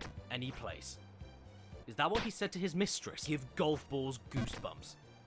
Is that what happened when he was caught with his mistress? Well, here's a dreadful guitar ad for you. There you are, guitar in hand, actually playing like Noel Gallagher. You know, the best guitar player in the world. Make it a total reality. Be the envy of your mates and the idol of all the girls. Yes. Like this guy. The guitar is easy to learn, won't break the bank, and beats the hell out of boring computer games. Get a life, get a guitar. You know, that's the best way to advertise to people buying a video game magazine. Tell them they have no life. You know, just like those nerds that play board games. Why not insult them while you're at it? They say an army marches on its stomach. This one does it on its ass. Do you want to buy Spyro the Dragon with a free memory card?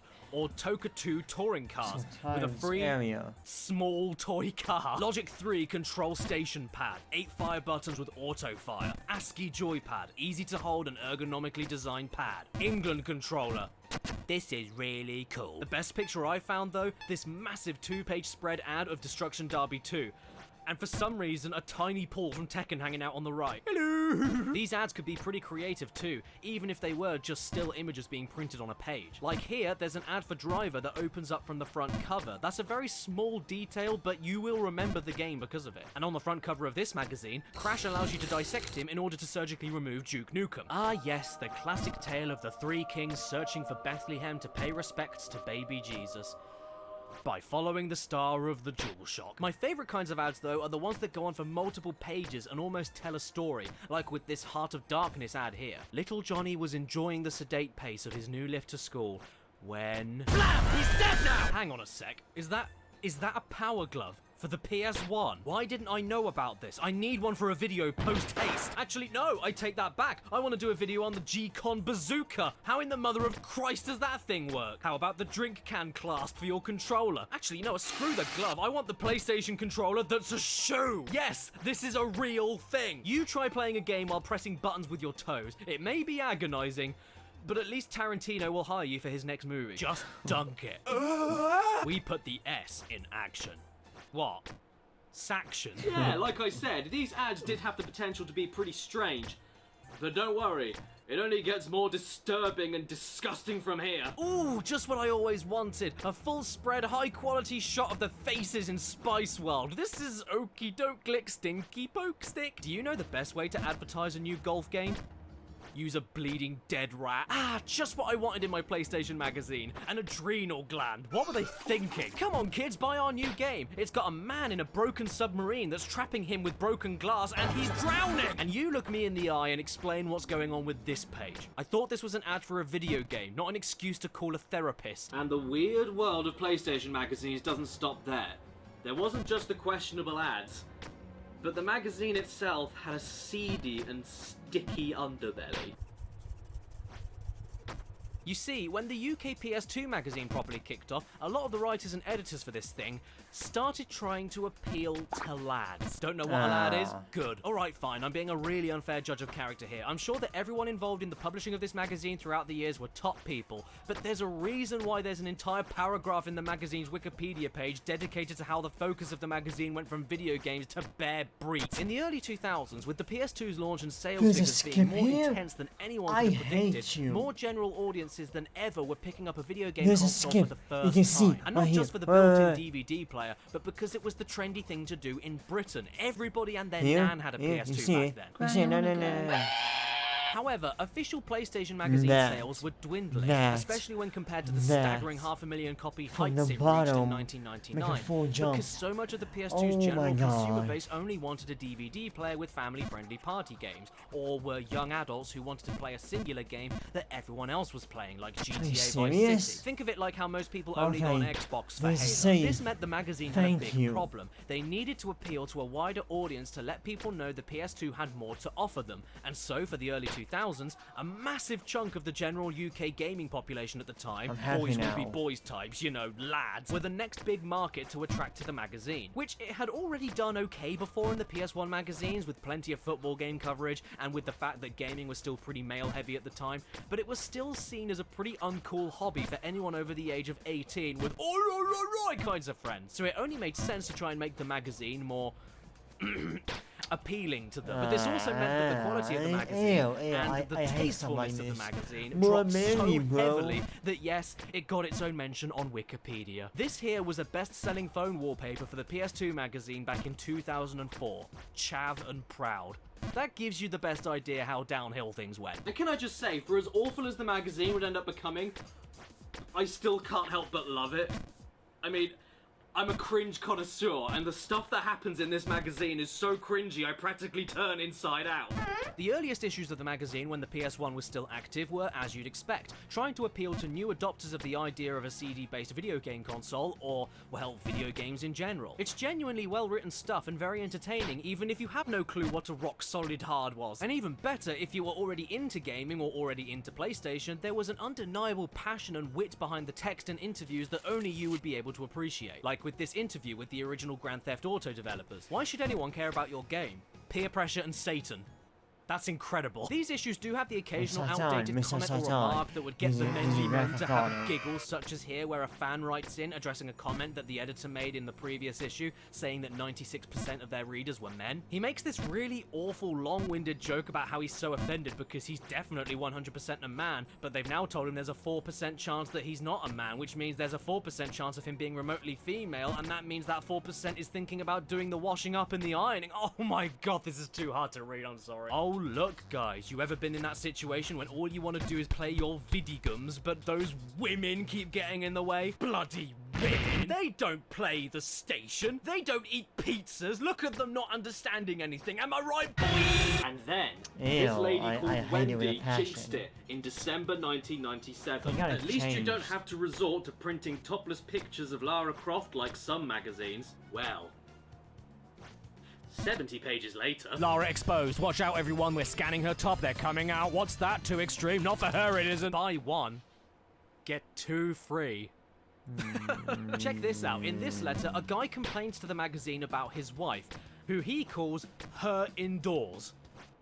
Her indoors! If she's that much of a burden, why are you complaining to a video game magazine? Call a lawyer! There's another letter here where some overly angry reader takes it upon himself to mention how his wife's copy of the Cosmopolitan had a naked in it. I mean, he doesn't mention the context of those pictures or what they were saying in the magazine about them, but shh, it's a secret. And because of that, that means that people complaining about sexism in the game industry in the mid to late 90s are invalid, and no one is allowed to criticize the magazine's occasional tasteless jokes because they're wishy-washy leftists.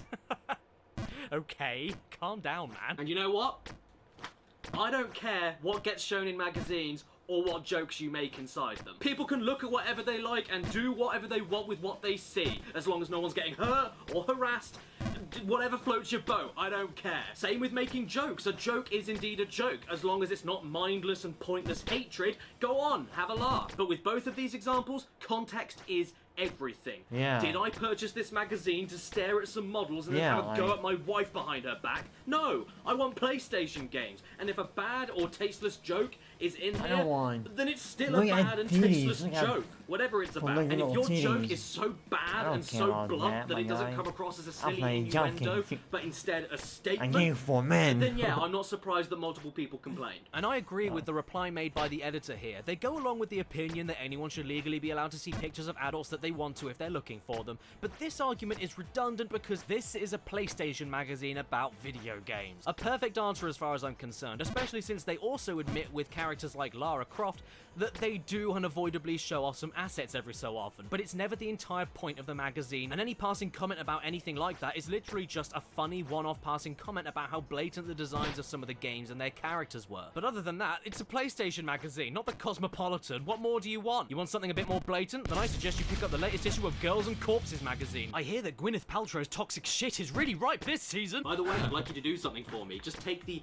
editor's response to that question. Very nice. And just stash it. There. Lovely. Stick it behind your ear or something, and save it for later, because you're gonna need it. Okay, so yeah, when the magazine was all about the PS1, it's a bit dated and awkward. I mean, god, Lara's chest isn't even that big in the games that she stars in, so explain that one. No. But it's still rather tame, all things considered. Like I said, it's as you'd expect. It's mostly PlayStation Thank goodness you. from beginning to end, with a few laughs along the way. And a high-resolution, ultra-detailed, full-page image of a Mudokan with his eyes stitched shut. This is completely fine, I'm okay with this. Once the PS2 division of the magazine launched, it all felt relatively similar to the PS1 days in terms of writing, presentation, and game coverage.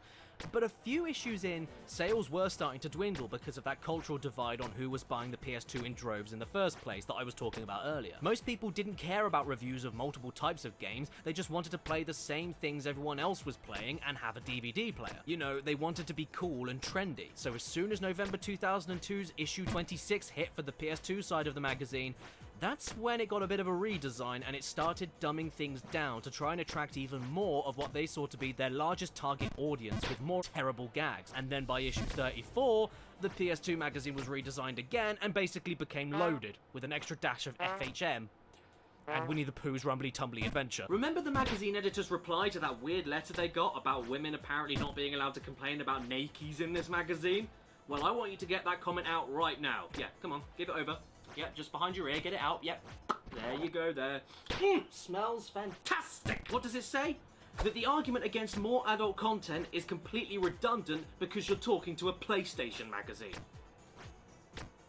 Well, that philosophy went right out the window after issue 34 of this bloody thing. They wanted to let more of the UK lad population know that it's okay, they can still buy this magazine, they aren't nerds for liking a PlayStation, and they aren't going to be made fun of by their fragile and insecure little friends, because now we have breeds. There's something strangely sleazy about the PS2 magazine from issue 34 onwards, and yes, nowadays I'm fully aware you still see plenty of blatant stereotypically attractively designed characters like with Bayonetta, Tekken or Street Fighter characters, but unlike any of them, there's absolutely zero empowerment, self-awareness or character to most of what is displayed in the magazines. If you don't have any of that, you end up with Right to Hell Retribution. Everybody loves that. And most real women or video game women featured in the mag at this point were boiled down entirely to creepy, inappropriate or downright insulting comments that just don't fit with the rest of the magazine. And that's the problem here, not the images themselves. It's like, hey guys, Wallace and Gromit in Project Zoo is a decent game, and we also think that Klonoa 2 is crap because it has cartoons in it, and cartoons are for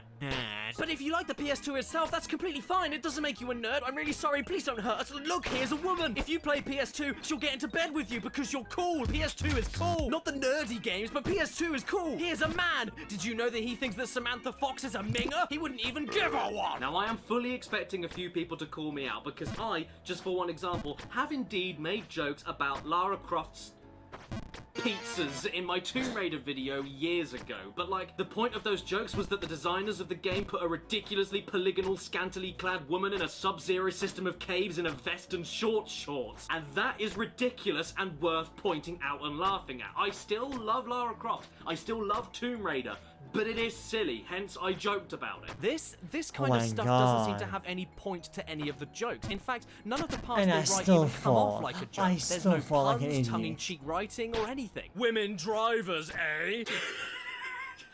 I mean, look at this phone wallpaper for sale right here. What's the joke? And why do you feel the need to pay for it and post it as a background on your phone? This isn't exactly a controversial statement. Are you scared that people think you don't like them? Why do you care? Mostly the magazine just ends up turning into a load of pathetic gawking from people who have got a bad case of the horn and drooling over any woman at all, while at the same time insulting any woman at all for how useless they are at games and how they're idiots that have no hand-eye coordination. Yes, they printed that. I want to know if you can explain to me why most females are unable to play video games.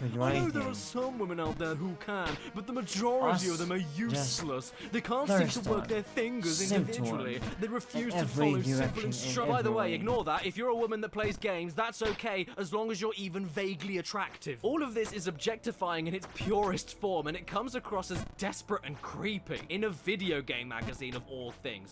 I won't lie though, I still do love all of it. It's so horrible, I can't help but enjoy it. It's a car crash that I can't look away from. By the way, I am not for a second condemning anybody that enjoys bodies. That's not my point here. I mean, who doesn't enjoy bodies? Girls enjoy bodies, guys enjoy bodies, crocodiles enjoy bodies. We all enjoy bodies. We all like what we like, and being able to celebrate or support that is great. Screw you. But under the correct circumstances. You know, time and place, and not being a prick about it. Here's a woman dancing and looking a little bit silly. But be honest, you fully would though. Men doing the kiss? Ugh, no, it should be illegal. Why are we even talking about that? But women doing the kiss? Oh, yeah, completely different. In fact, let's play a game where we find all of those scenes in every movie and post about how steamy it makes us. Why can't I make it record Desperate Housewives? You know what? I don't know, love.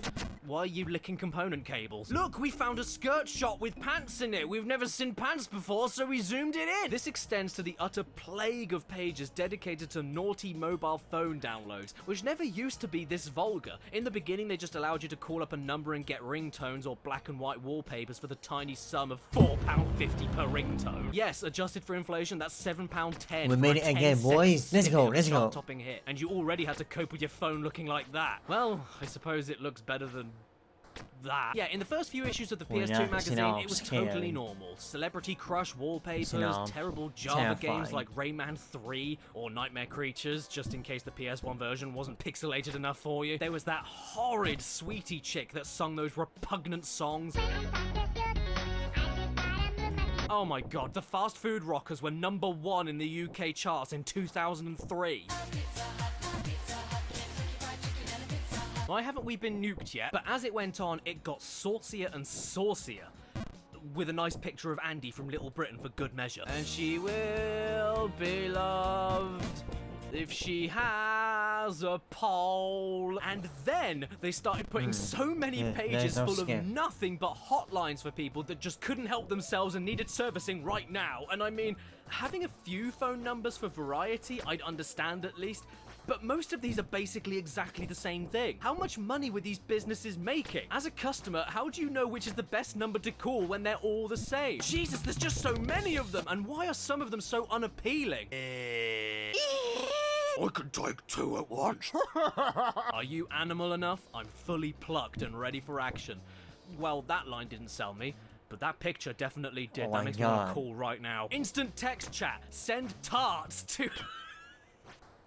Oh yes, the word tarts gets me right in the mood. Is that why she's licking her shoulder? Did she get some tart crumbs on it? 5 free texts for grown-up gamers. This one here is probably my favourite one though. Dog with strangers. Delightful. Okay, just for a laugh, shall we call one of these numbers and see what happens? That's a great idea, Caddy. Thank you, I thought so too. Okay, how about, local tarts? Yeah, that sounds nice and crusty, doesn't it? Let's give it a go. Okay, I'm about to do it. Let's put the phone number up on the screen so you can see I am indeed trying to ring up my very own local tart. Let's go. Let's see what we can find. You dialed an incorrect number. Please check the number. No! Ah, so scary. I want a local tart! There was a section of the magazine here where they'd go through old movies and rate them based on how many woman parts there were. Less art and more arse would be more preferable. And these magazines I've had since my childhood must have had some pictures or pages that were too much for my little mind to handle. As you can see, I cut out this image that was on a PSP, I cut out this part of a page on a review for the Hulk, God knows what that picture was, and there's an entire page of this magazine I outright tore out. Look, I didn't even cut it out, I just ripped it out without even thinking.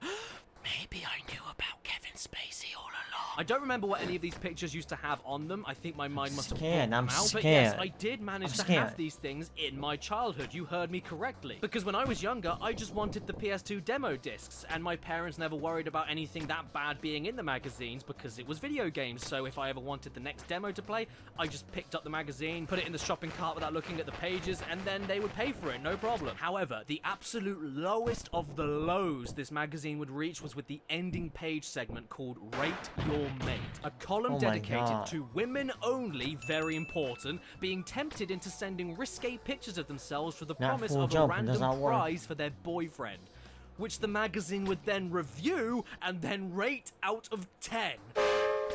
What? What is this? Onision magazine? I mean, look, as long as everyone involved is consenting adults, I don't care that this stuff exists, but come on, guys. There's a time and a place to whack it out, and while you're reading about Jack and Daxter isn't the time. This is a PS2 magazine with this in it. Do I even need to explain how many levels of wrong this is? Here's a quote from the boyfriend. I just hope that she's gonna win at least a game. If not, I'm a dead man. Wait. So she'll be angry with you if you don't win anything, which means that she didn't want to do it in the first place unless you begged her to do it so you could win a game. So that means you manipulated your girlfriend into public scrutiny and sticky magazine editor comments just so you could have a chance to win a singular video game. What's wrong with these people? Graphics 6 out of 10. Sturdy and well put together. A 3-pinter. Are you saying that you wouldn't touch her unless you drank 3 pints of beer first? Here they talk about the backstory of this repeating article and how they were trying for months to get people to send these pictures in. We kept on asking and asking and asking. Keep them coming, people, keep them coming. Imagine the thousands of young lads ogling you in this here magazine. And they were not exaggerating about that, because here they are in earlier issues mentioning the idea and practically begging women to send these pictures in. We love girls too. We play with them, rate them, talk about them, and think about them a great many seconds of the day. Sometimes for more seconds than games. We've been sent 4 real-life girlfriends to review, but we're holding back. We want more. Send your ladies in. Send now. Now. Send them now. We're never giving up. I haven't seen people this thirsty since Father Jack. Drink! The funniest thing to me, though, is that despite the fact they are on their knees begging... Begging they did, and it's so ironic now playing a water music while I'm in the water section, and I just saw the waterfall that goes beneath. A new area. A new area. A new area. and I already see a skip.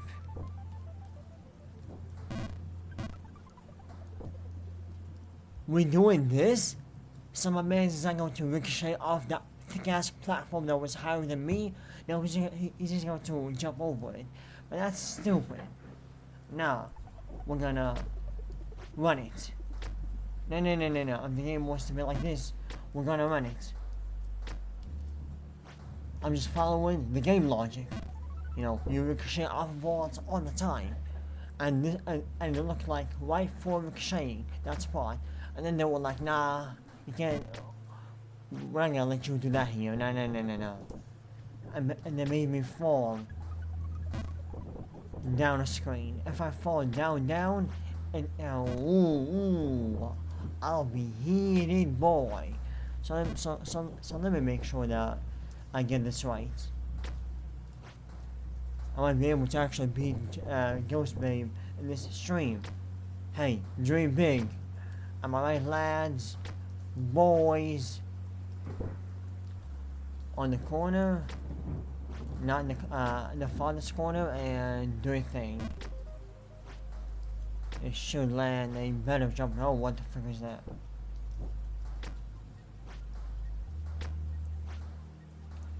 My god, calm down.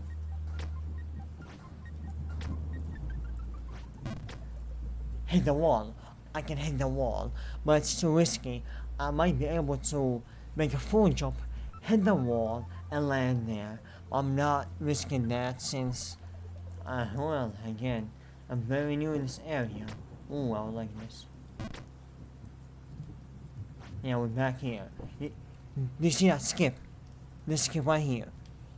You see it? You see that wall? Easily. Oh, you jump from the water, ricochet, back and land. Oh, looks perfect. Easy skip right there. You know, for the veterans. Nah, you fall. What? Yeah, that's stupid. Oh, because there was a ledge. So, and be the utmost careful. Short jumps. Long jump will make you fall. But short jumps will always...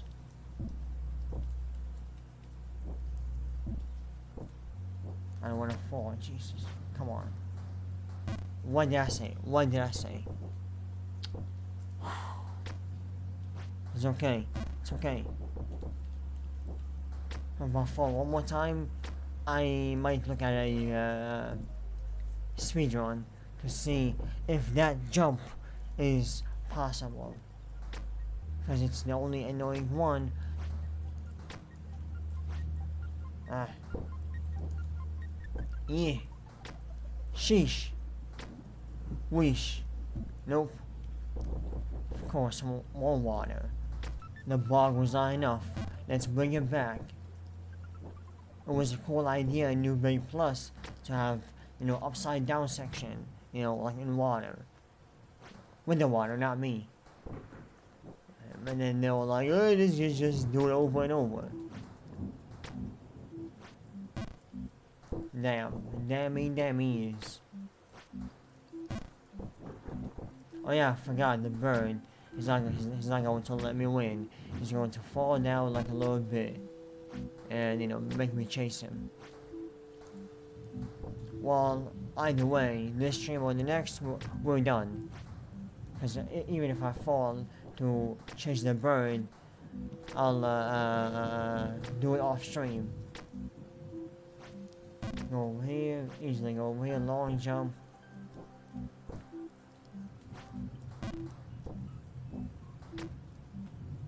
Then don't even try and even go to the edge and then make a jump.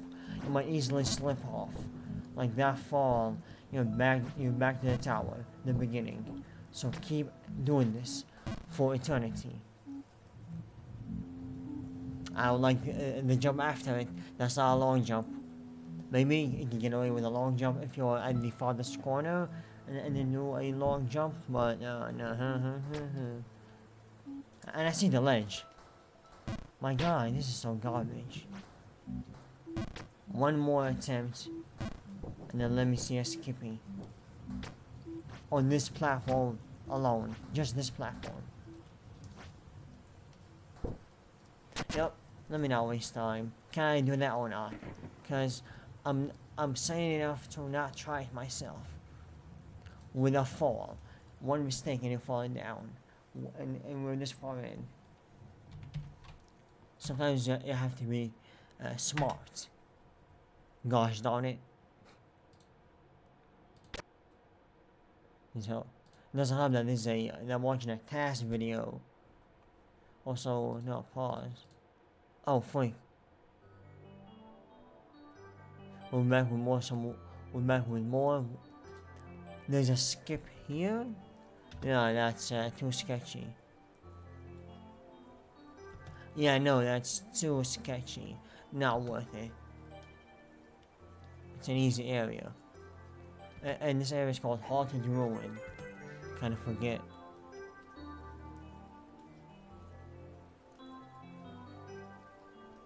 I see no skip. Let's not, no, screw this video. Screw this video.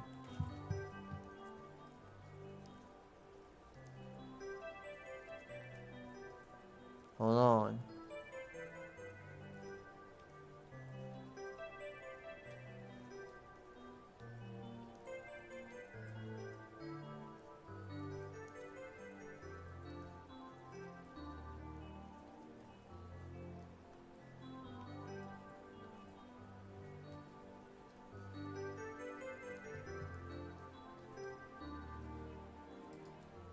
Yeah, that's what I'll watch this for later.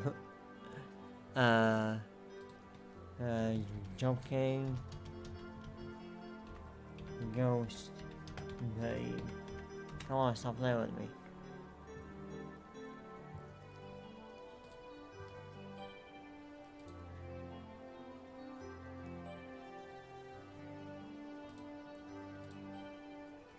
Yeah, task is a task, which is garbage.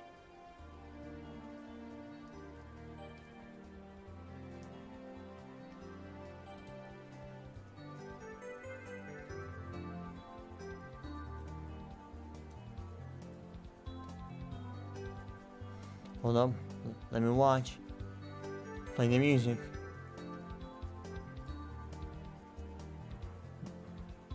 Let me see. A task is just too garbage. And no. Nope. There's nothing. No easy skip. Well, let's continue. At least we know. At least we're not stupid trying that jump on our own and falling down. Because I'm really trying to make some good progress. Like, this is of course progress in areas. But, you know, like, we were at the end of the tower last time. Even though it was a difficult area. And I got it. Well, 2 or 3 times. This is still not that much progress. I want just at least a tad bit more. Maybe the bird or the area after this. Calm down out here.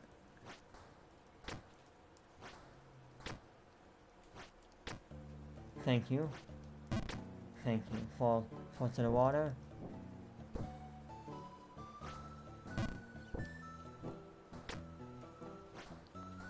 And I need to... Yeah, no. I need to,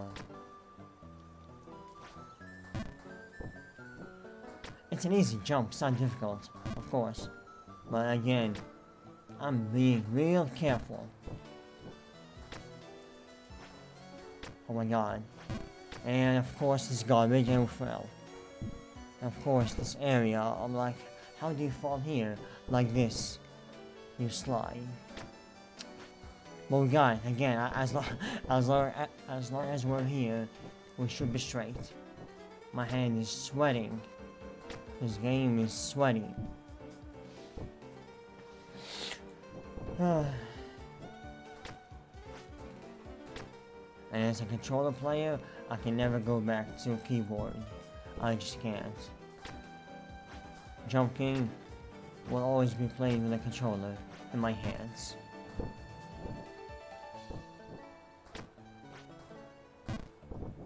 I mean, like what? My feet? Of course, it's with my hands. Stupid ass.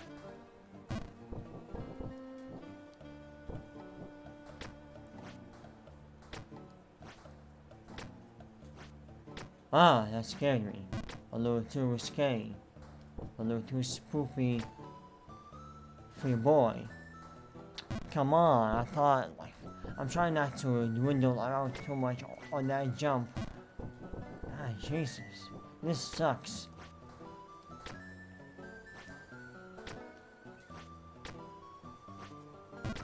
And now, like, yeah, the more you do an area, the more you stop caring. and just jump, yeet yourself. I mean, that's the idea. You know, an area so much that you stop caring. You know, falling will be painless.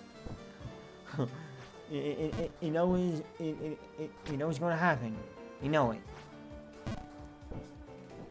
I'm always just a millisecond short.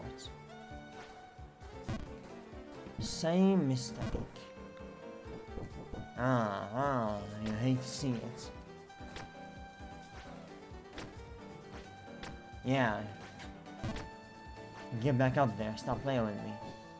And the babe must be after this area. Ain't no way she's not. Ain't no way she's not. Thank you. What the freak? Hey, hello. Behold, boys, another loser on the way to disappointment.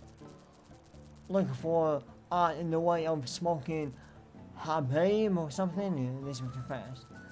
I hate to make it to thee, amigo, but thou got played for a fool. He. Cause I'm here. Who do you know made it up here? Who do you know? How many people do you know made it up here? What, 3? 3 big, I guess. Is there a hidden place beneath me? No, that's just a tree, or a mold, or something. Looks like there's an opening. There's a little crack I see at the top, but you can't slide through it. Here. A little opening there. I don't think that there's an item. Shut up. And we fell. Alright, good run, boys.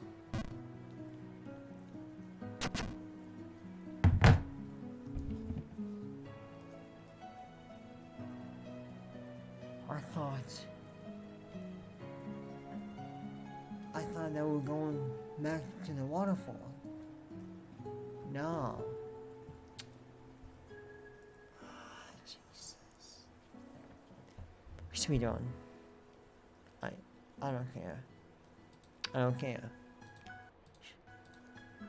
No, not you. I'll watch you later when I cry. There's no skip. You make that jump.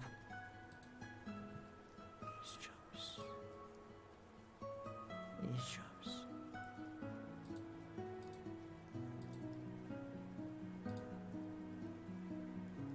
Yeah.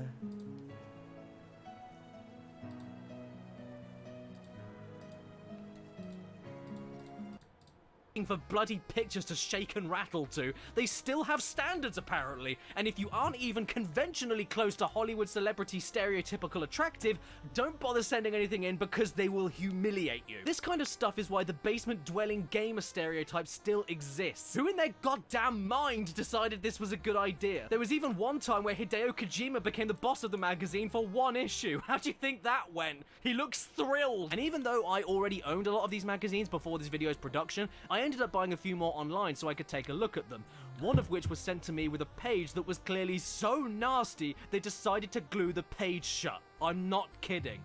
At least, I hope it's glue. For the cherry on top of the cake that has now most likely been popped, there's a huge review of a game called 7 Sins, which is about nothing but, well, take a guess. And they rated the game 3 out of 10. Must be pretty bad, right? Well, according to their own score metrics, a 3 out of 10 is actually extremely disappointing. Yes, lying to ladies to get a full marks for realism then. Yeah, This game disappointed them, apparently. What exactly did they expect from a tacky and dreadful-looking PS2 game all about the bonk? Then again, they also thought that Shadow the Hedgehog holding a gun was really, really cool, so I can't take them that seriously at all.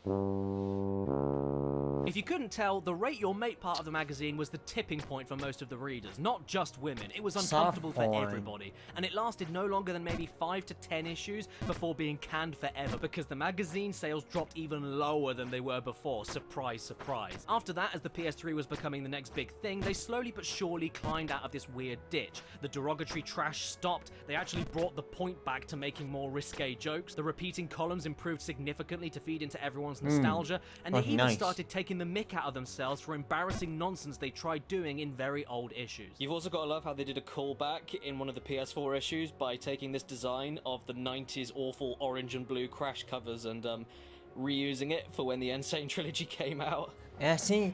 Crash is indeed back. I would legitimately buy this right now. Star anymore. So with that, I think it's time to close the book on this part of PlayStation history. I think it's obvious to say that in many areas, the PlayStation magazine is a little bit of a brown stain on people's nostalgia, but I like to look at it more as a roller coaster. It had its ups, it had its downs, but I'd be lying if I said I didn't find it fun. I mean, you can't not find what they tried to get away with utterly fascinating. Like, I've been joking through this whole video, but getting really upset about this stuff is ultimately pointless because it's just a product of its time. I mean, I don't see any comedian trying to redo Eddie Murphy's Delirious in 2020. Sometimes you gotta look back at the culture of the time that some of these things were done, and that's where you'll find the laugh. Self-awareness, self-reflection, and self-improvement are all good in my books. And then you go on to make your best work, like Haunted Mansion, Meet Dave, and Daddy Daycare. Damn it! Subscribe and hit that bell. Follow me on Instagram and Twitter.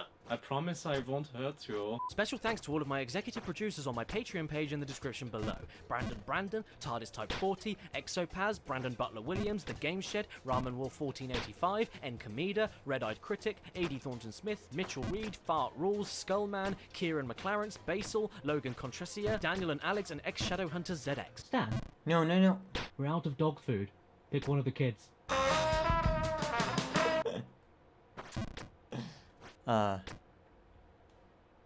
Wait. I might steer silence. Is silence nice? How much of my camera is up? Well, I can judge based on how long I've been live. So we got about like 15 minutes. 15 minutes of trial and error. Which again, like, we made some decent progress. The tower is not that crazy anymore. The first two screens of the waterfall is easy. It's just the third screen with one mistake and you're back at the bottom of the tower, which really slows the idea. Hey, honestly, just let me play it offline, cause it's not like there's not a video that I can just cut, cut all the falls. So let me just play it offline, pass that area, and then go online. Well, to be honest, past that area, fall again. You know what I'm saying? You know what I'm saying? Fall again, and then like I'll have to master it with the falls. This is what I hate about New Bay Plus: falls that are so damning, and this game is all about falling and mastering the jump to the point that it becomes mindless. You're just jumping. It's all muscle memory. You all have it, and you start measuring. Just like, it's crazy when you peel back yourself. Peel, Jesus, banana.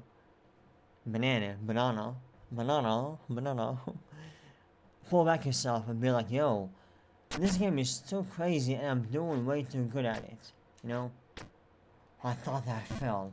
I keep forgetting about this screen. This screen is the worst. The others, you can still save it. And here, it go way back to bug stock. There's a jump from this platform to the one, not this one, but the one above. But I'm too scared if it's a full jump, and it is a full jump. Oh yeah, I can try. Wait, no, I can try, but if I go down the slide, Ooh, the slide. So I'm not gonna do that. Thank you very much. Just do this. Jesus. Even for a speedrun. Again, unless you go for a world record, why would you kill your speedrun by trying to attempt that jump? That needlessly big ass jump. And see, now we're making it to this waterfall easier and easier. So that's why when I see falls that are so deadly that you just fall way down, it just bothers me because it's going to take a while for me to get back up there, or 2 seconds for me to get back up there, just to have another shot at mastering that jump. Thank you for coming to my TED Talk. Yeah, see, now that area is easy. And yeah, so you fall down from above, here from the middle, you fall down, you boink, and you fall to the left. Yeah, and you fall to the left, and that will lead you back to the beginning of the ish. Honestly, I'm gonna keep it quiet. No music, no nothing. It's this jump. Why does it exist? And there's 1, 2, 3 jumps. Actually 4 or 5, there's more up there. And now watch me fall. Damn. Like that. That was a fat ass jump. I didn't. Of course, I was going for a mid jump. We're keeping it silent. Let me turn off this for a little bit. Honestly, for the remainder. Yeah. I think I'll go for one more attempt and then I don't know. See, this does not make me want to speedrun. Sorry, it does not make me want to play on stream, constantly falling and doing this monotonous part. Now this became monotonous and easy because I've done it so many times. I might occasionally fall because again, you know, I see a lot of perfectly timed jumps. It's a full jump on the edge. Don't do a mid jump and bonk your head. Don't be stupid. See, this can happen.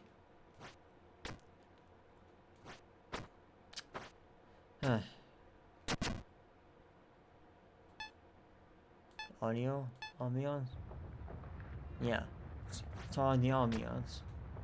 Actually, I probably should not have done that. Because it's a little too panicky for me. The tower falling. Oh yeah, that jump. I keep forgetting about the dreaded jump that will make me fall to the left. It will happen. I think either way, this is my last attempt.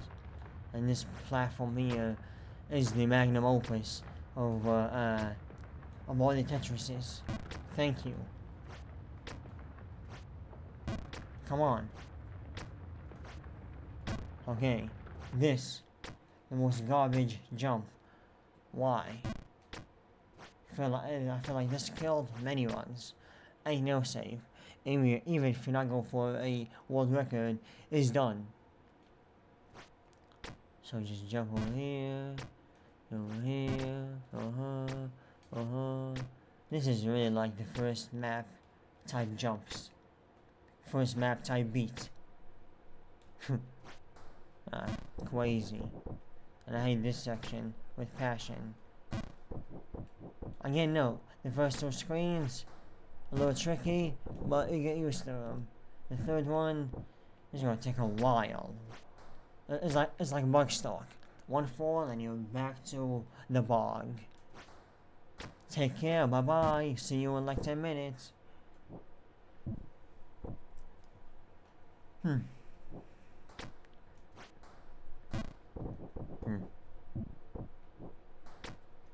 Yeah, so almost done with Naruto though. There's only 137 episodes, something around that, 37 or 36, and the rest is filler apparently, from that to 120. So I'm not watching on stream, I will watch them off stream before I go to Shippuden. You know, I'll crank out 10 episodes a day, you know, watch by myself. Cool. Hey, it scared me. Let's see the music in this area. Honestly, turn off the NPC speeches. They're literally in the worst area.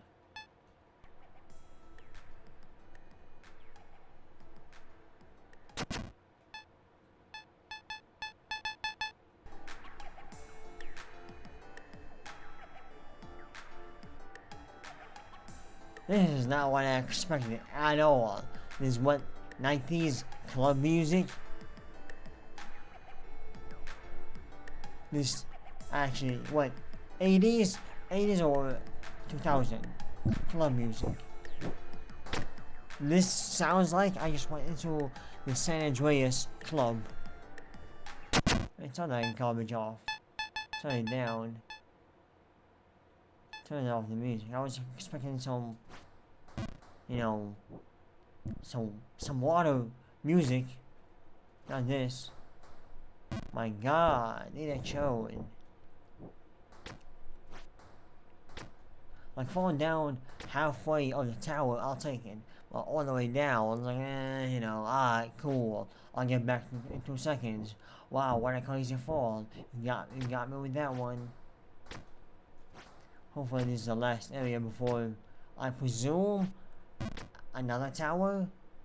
I think, hopefully, so it can be done. Another tower with another garbage jump at the end. Wow. Wow, we made it. Oh wow!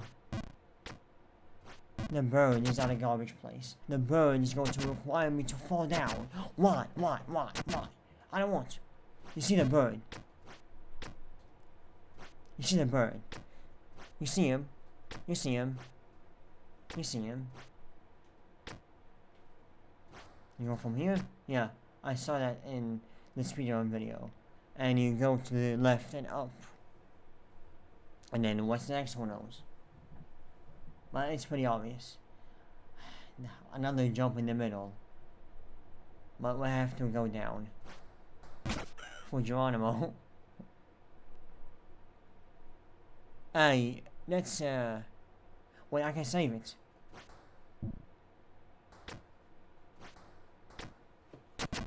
I am a god right now. Don't talk to me. I'm still gonna fall. I'm going to fall. It's not like, oh, I almost made it. I'm going to fall. But that, like that is so perfect because it's just, mwah, screw you to the bird with your big ass feet. No, overjumping. Overjumping out of the washroom. Overjumping. Yes, overjumping. There's a save. Even though you're still in danger, there's something, a save, this platform. Always overjumping. Aim for an overjump. Underjump, and you fall. Wait, well, actually, if you underjump, will you fall to the one above me? The platform above me? I think so. Well, I think we're going to see. What happens. But at least there is something to latch onto, you know. Hold up. Yeah, no. You hit it. You bounce back all the way to the ugly ass. What they call it? I forgot. What their name in real life? I forgot. What their name in the game? I forgot. Goblins. I don't know why they have deal with the sunglasses. Oh, they're playing the music, and yep.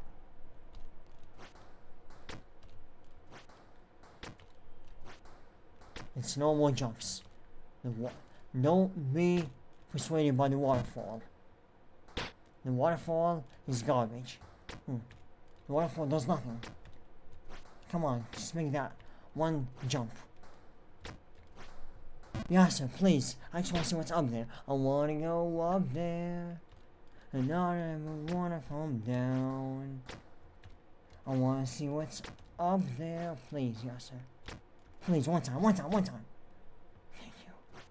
Now, a long jump. Like you've never long jumped. What am I seeing? I'm seeing this. I'm seeing a fall in the middle. New area. This, I'm happy. Turn the stream on. But of course we're gonna continue until the camera dies or until I fall. It's one or the other. But new area, and we got a good amount of practice on the previous area. Is there some gunk on my controller? Yeah, a little bit. For playing a lot of jumping. Freak. Let me clean it off. I don't know what you expected from playing jumping for 2 hours. No stuff. My hand, I don't have a sweaty hand, so this is weird. I'll clean the controller later. I'm not having gunk on my PS5 controller. No, sir. So what now? Long jump to the left, too high. Long jump to the right. Yes. But you probably can overshoot it. So, on the farthest ledge, bop. Again, no music. No video, well, no videos, but music, yeah. Long jump from here, you're falling. Here, from here. Now is the riskiest business I've ever businessed. And if I can make it once, I can make it twice. And I miscalculated. Now it's cool. We're making it back up. I overjump. Alright, save it. Save. Saving it. The worst jumps. Heart attack. I'm having a heart attack with each one. Ooh, let's go, yes sir. Let's go. How far on the edge? Yeah, like you need to be almost.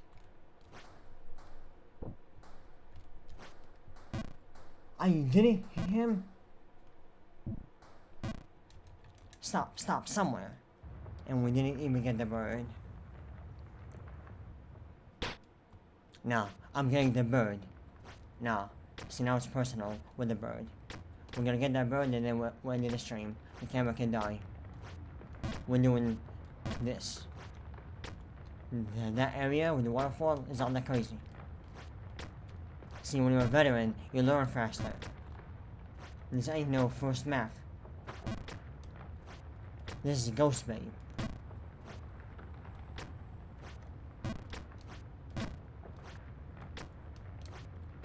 Watch me. Watch the place. I rushed it on purpose. I don't know why I did. I rushed it on purpose. I don't know why. I'm not doing a speed run. So, don't fall.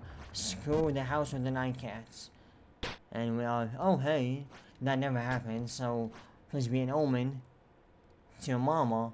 Alright, cool, now we're straight. Hey, it's nothing but a few extra jumpies.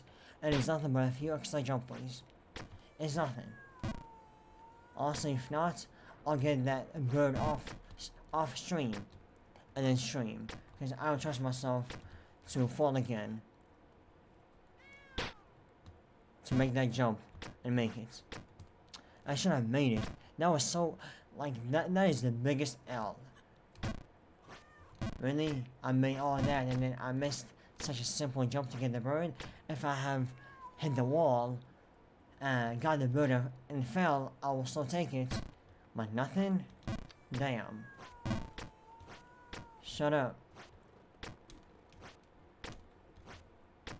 We got it. Easy. We've done this part way too many times.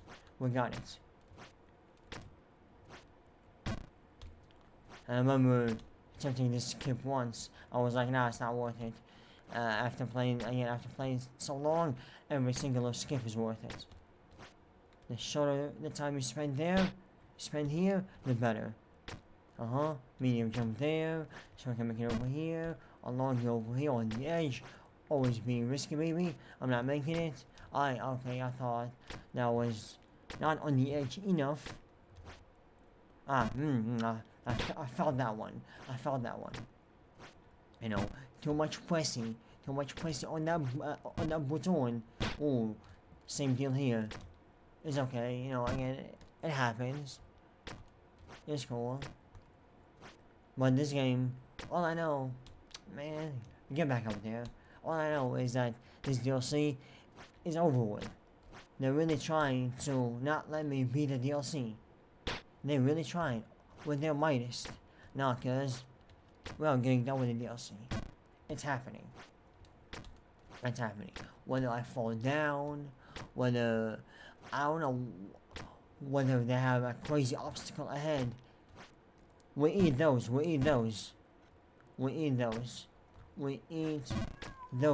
sir. Lord knows.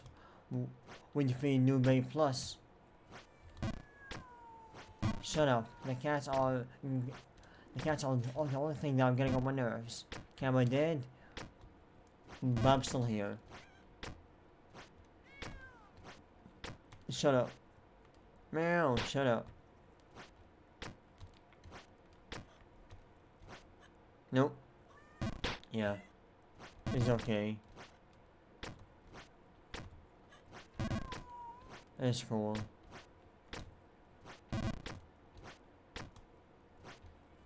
We're still in it. We're still here. We're still chilling. It's jumping. You know how it is. Also, your boy been playing Pogo Stuck. And I'll definitely stream that. I might try to stream getting over first because it's A, one map, B, the easiest one out of these 3 garbage games. Yeah. Well, Pogo Stuck, I'm getting better. Your boy's understanding the strategies. And yeah, I got to the I got to the graves first, and then I got to the mushroom area with the sticky stuff. Now, of course, as usual, I fell down to the graves again, because again, you know. But hey, that was 40% on the first map. So yeah, I'm definitely streaming that. And it's not like, whoa, spoilers. Not streaming. I've seen them all. You know, I've seen playthroughs of all the 3 maps, even the new one. But honestly, it's more about the accomplishment. You know, and I know it's going to be fun trying to speedrun. You know, Pogo Stuck. Getting over it might be a bit too sweaty to speedrun, but again, if I get good at it, why not? Why not speedrun it, huh? It's okay. We fall and we get back up like it's nothing. Bow. I still don't know why they're helping me with the Tetris pieces. It feels weird. Somebody else hacked my game and put these in.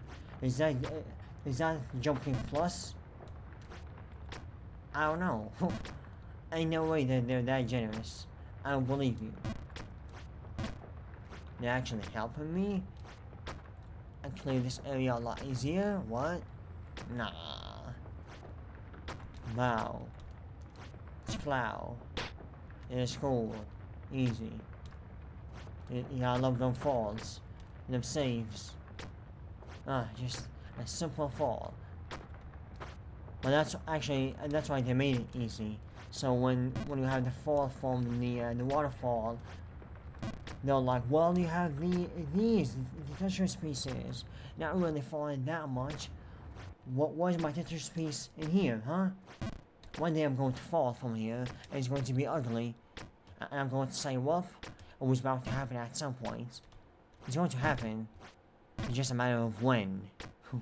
When shall it begin? And we're back here, baby, like it's nothing. Now the tower is easy. This area easy too. What are you talking about? Your boy's a veteran. Your boy been a veteran since I beat GHOSTBABE Plus.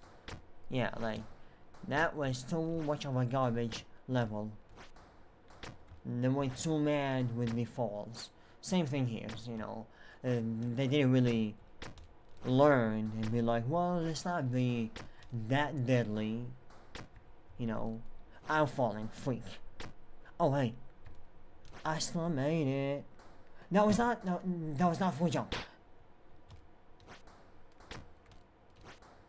That was not full jump. I don't know why you did a full jump. I swear to God, sometimes, again, it's not reading my inputs. Stop playing with me. Read my inputs. Input read. Okay, so, always aim for a shorty.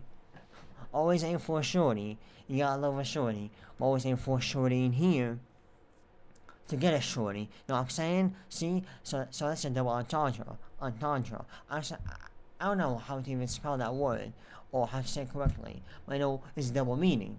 And he's a triple. Also, do a shorty here so he can fall down here and it's a safe spot. So bow. Yeah, you didn't think that I got the bars, huh?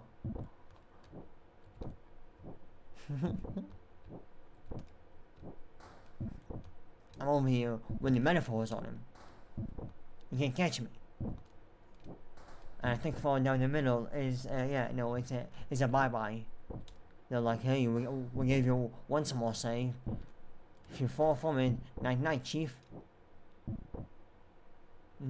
It has to be on that platform that I go to.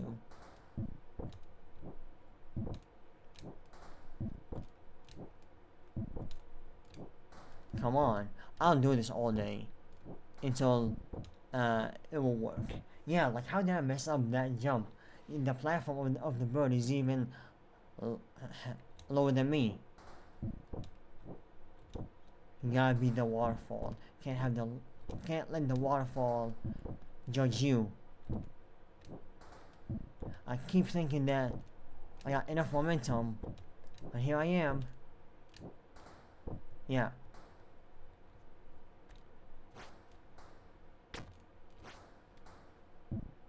Oh wow, really? I thought that I hit it.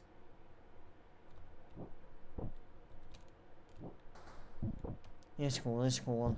We got it. Again, no music, no nothing. As long as I'm talking, you're hearing me. It's me. I want to focus. I want to hear no lo-fi. You know. Come on. You got it, chief. Yeah, do thicker jumps. See, that one scared me. Ooh, I know, that was it's a bit too much on the edge. Nope. We got him. Okay, no. But we got him, boys, we got him. Screw you. You garbage.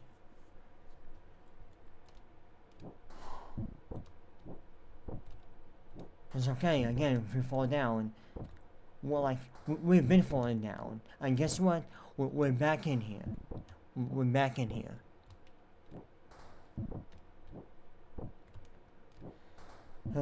I might play, I think I will play Immortal Baby and Baby of Ascension, because, mods, people are interested.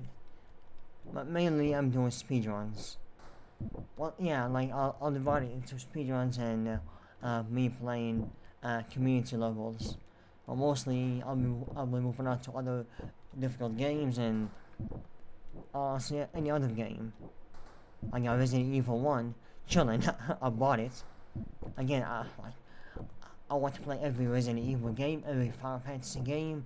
I want to get into those franchises that I never was able to get into for one reason or another.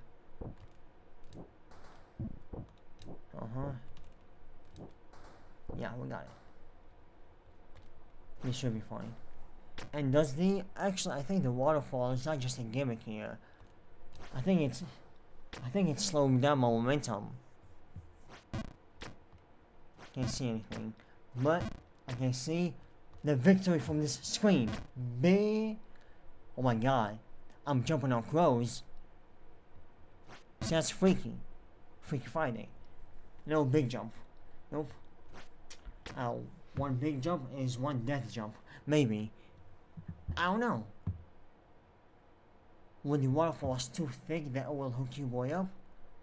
Or, nuh-uh. I'm dreaming big. Screw it. Go, just go. Well, if we fall, we fall. Too much dilly-dallying, and we fell. I was going to watch speedrun, but, you know, honestly, one more attempt, because your boy is getting, you know, your boy is getting that high. And I noticed that we get to an end of an area, and then stopping the stream. Yeah, because I think the end is always the most difficult, the ending of an area. So, yeah, like, hold on, where? Here? Hold up. Where? Huh. I think I'll end it. Make it back up to where I was, and then start the stream. And then fall again. Yippee-ki-yay! Uh-huh. Ow. I still can't believe that I have 18 followers right now. I keep thinking about it. Damn. Like, I didn't expect that I would gain this much that fast. Well, hold on, what? I thought somebody was live. A, B, I got a notification from Instagram. Hey, follow these people. Boy, if you don't follow these people. Oh my god. Hey, stop playing. Stop playing. Palayan.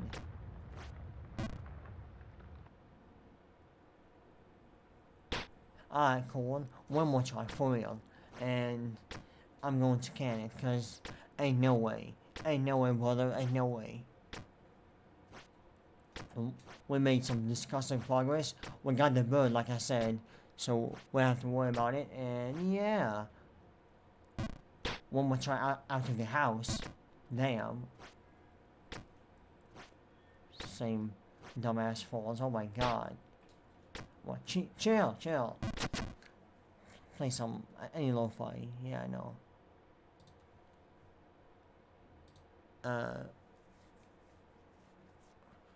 Japanese lo-fi. Live now. Donkey Kong music.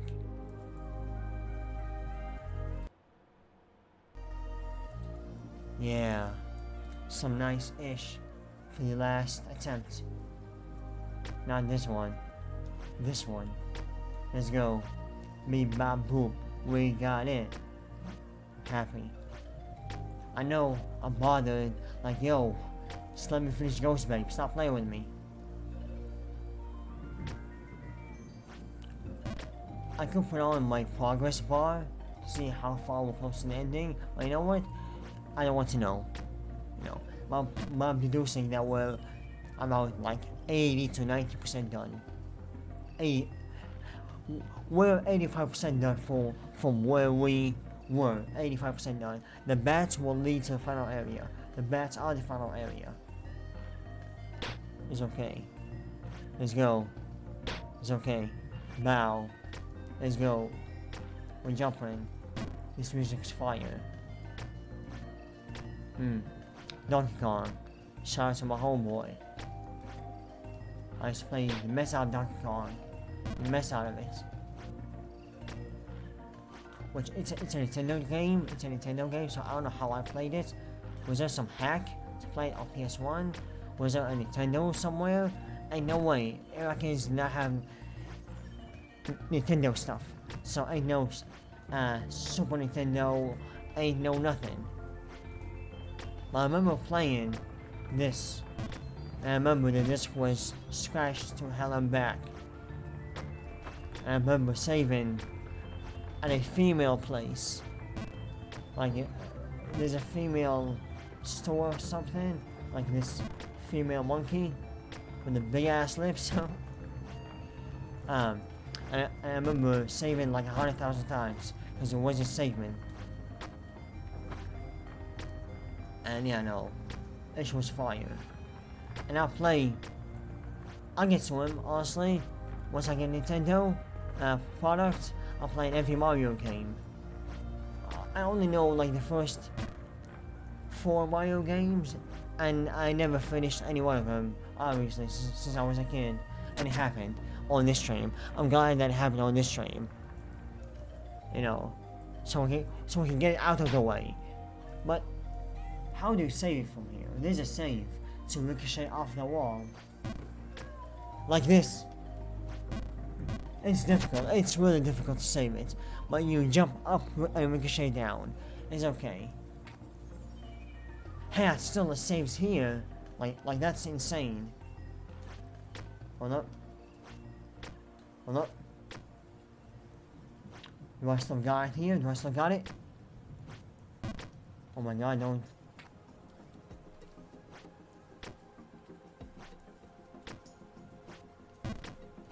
We still got it.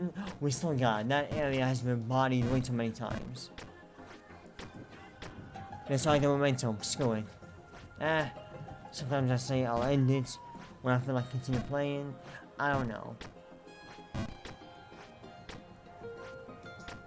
I'm just excited.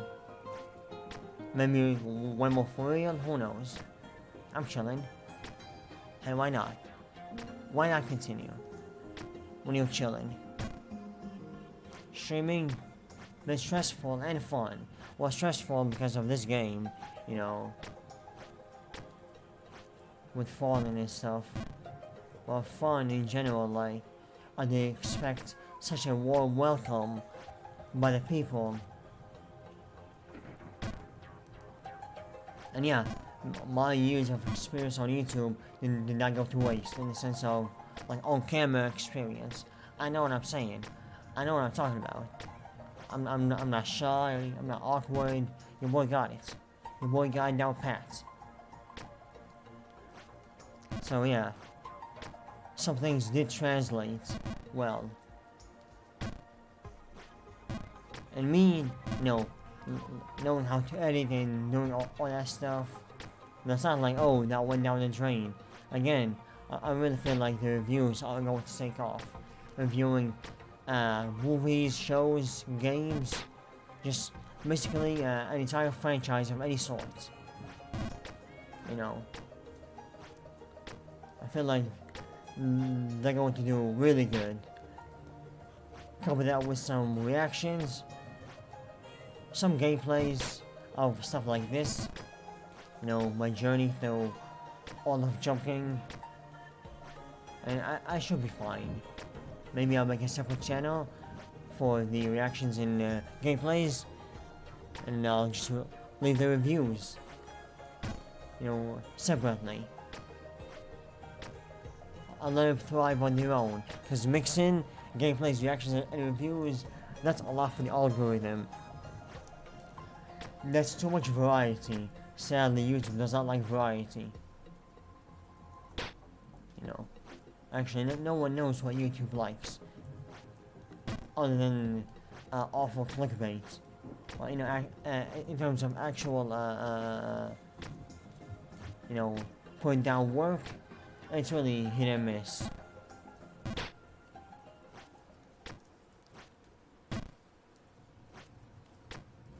Anyway. Like what? I'm watching anime. Going to ban me? Ban me. Like what? Lose my 18 followers? I have nothing to lose. I'm having fun with the people. If I get banned, well, I'll come back, you know? I'm back. Never know the struggle. And reaction to... And reaction videos have been on my mind for so long. I haven't really been able to implement them into my channel. But now, with me getting into anime, it was the perfect thing to watch. The perfect thing. So, me just putting that into streams, that's practically the same thing. I still save all the streams, all the anime streams before I delete them. So, at some point, I'm going to make a reaction to a lot of the fight, a lot of the scenes, and the shows that I'm watching.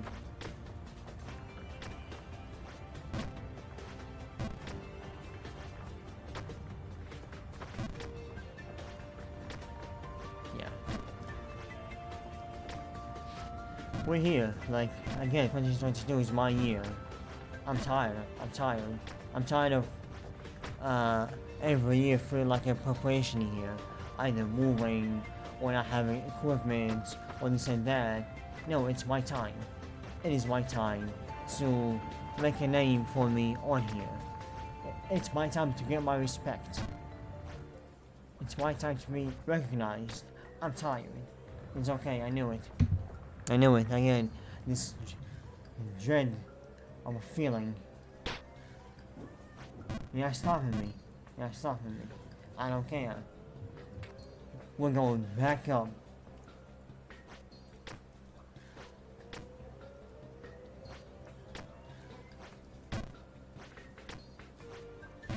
Oh, freak. Well, see, that was on me. That's on me. That's on me. I know. That's on me. Ew, get me out of there. Yeah, here is better. Multi-man. Ew, ew. Garbage. The fly. I've already chased you. I have the notes, so shut your gob.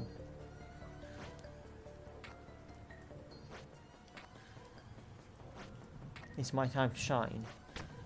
Ain't nobody stopping me. Ain't nobody. I don't care about nobody. I'm chilling. I'm doing my thing. I'm tired of just not being happy for all my life. There's always garbage, something garbage going on with me. And then I'm tired. I'm streaming, and hopefully I'll get the reviews rolling soon. But for the most part, I feel like I'm doing something. Yeah. You know, and for this game, man, it's easy. It's nothing. You play so much that I can literally do a speed run of this map after I'm done. When I beat the first map, I did a speed run and got sub 45. Literally after I was done, and then did another speed run, got sub 40. Next day, or you know, in the next stream, did another speed run, got sub 10, got sub 11, and then sub 10. And now I should be able to get sub 6 or something like that. Yeah. So nothing is stopping me. No game, no man. Only God. Forced to kill me now. Well, I can't do nothing about it. Other than that, it's time for me to shine. It's time for me to be truly Sensei Yasu. No more playing around. I got mad, speechy all of a second, but hey, I mean, again, that's what happens when you got nobody on your stream at this hour. You know.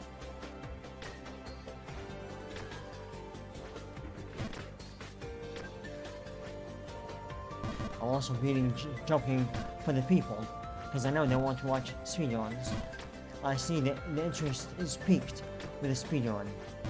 So let me finish GHOSTBABE. It's so cool to watch since it's in the last map. Same thing goes to New Babe Plus, because it's in the second map. I feel like the first one is not that crazy to watch. Like beating the first map feels like a child play to me. If you beat the first map, I'm like, you know, cool. But no, get the DLC going. You beating the first map is nothing. I want you to see. I want to see you beating New Bay Plus, and people will tell you about it.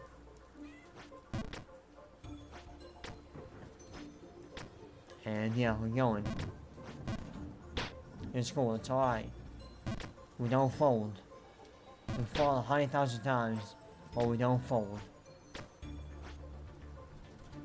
I'm numb by these falls. I'm not getting mad or nothing.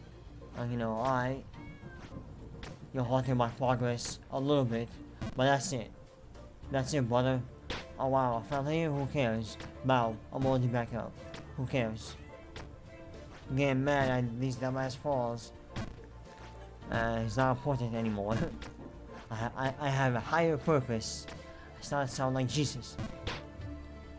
When you're playing Jump King, it's all about higher purpose. It's all about higher power.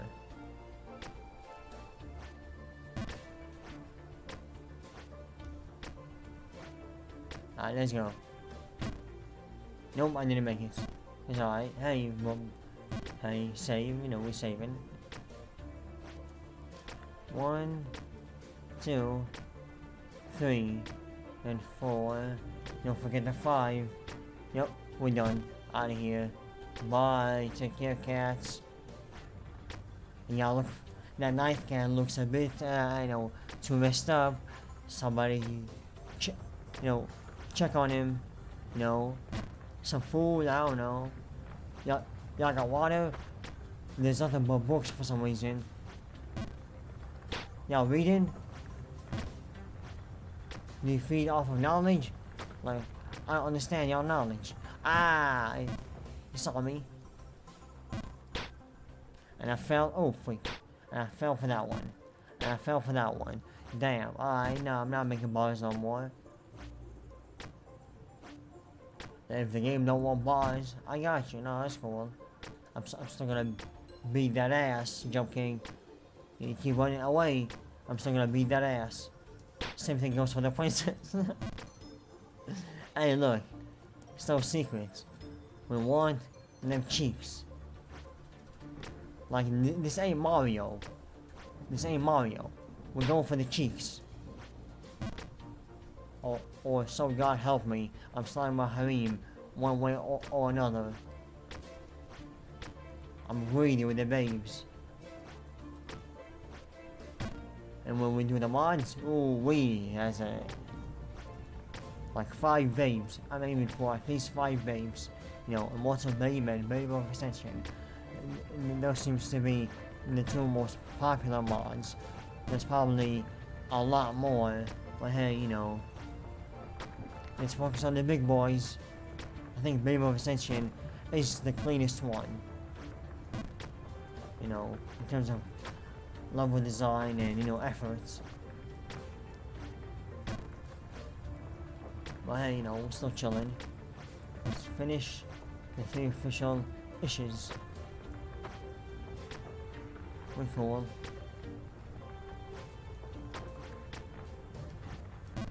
It's alright. It's alright. Nothing to scoff at. Wow.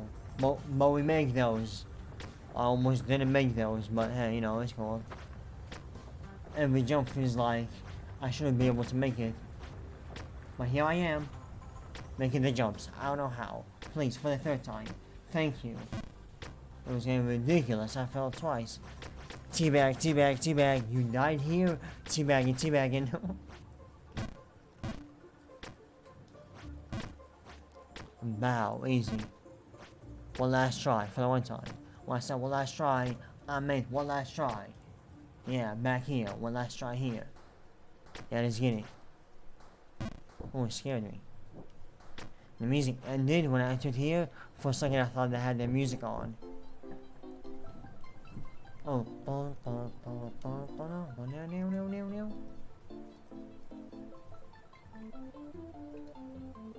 See, that music feels appropriate to this area, not the garbage that the goblins were playing.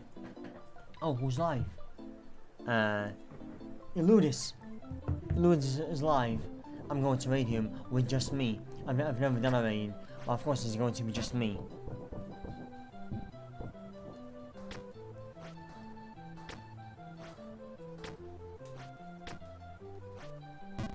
And we're chilling. Almost done with Jump King. Like, yeah, getting over with is just one map. And after, oh, there's a crow here. I didn't even see him. I'll see you up there, Chief. It always comes back to the crows, huh? So that's how we're doing it, huh? No, that's cool.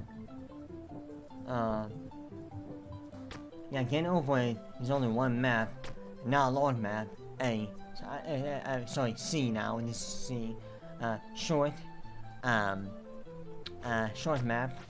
Only one map. And, hold up, I forgot my train of thoughts. Oh yeah, after you get to the orange hill, after you defeat the orange hill, it should be a straight path down to hell. And it should be a straight path up with no falling. I'm not stopping. You want me to stop? I'm not stopping. Looters are popping right after these infomercials. I'll raid you. Hey, you know, it would be an experience to know how to raid. You know, hey, you know, learning. So when I have people and I want to raid, I'll raid. And again, you're the homie right now, so whether I have people or not have people, I'm waiting. And I talk about Mortal Kombat, I'm waiting. No, for real, I think one more fall, should call it a night. Okay, I know. I'm cool, you know. I'm happy with the progress. So yeah, we should be like 85% done. Should be looking nice. The house is really annoying. Oh, why did I didn't do a long jump, and I suffered for it. The house is the most annoying right now. It's just like, it has the most annoying jumps, which is very odd. The tower is not that crazy. The waterfall is just a bit tricky, but once you get used to it, you should be fine.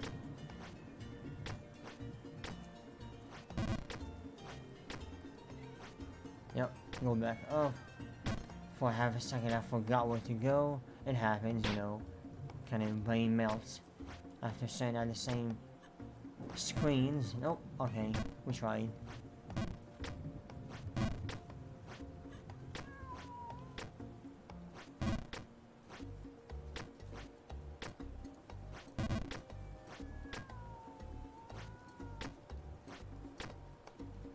We're cool. Is alright. Okay, just give me one more try for real. I ain't capping on that one, brother. One more fall. One more tip on the waterfall, please. That's all I want. You know, like it's right there. I taste the victory of the waterfall. Now the tower after it, I presume that there's another tower because they hate me. And it should be the last area. Gosh darn it. I'm going to fall. But again, you know, we're always falling. It's forking, apparently. Wow, clever joke, yeah, sir. Wow, how did you come up with that? Wow, forking? Wow, that's crazy. I know. First streamer / YouTuber to ever say it, ever.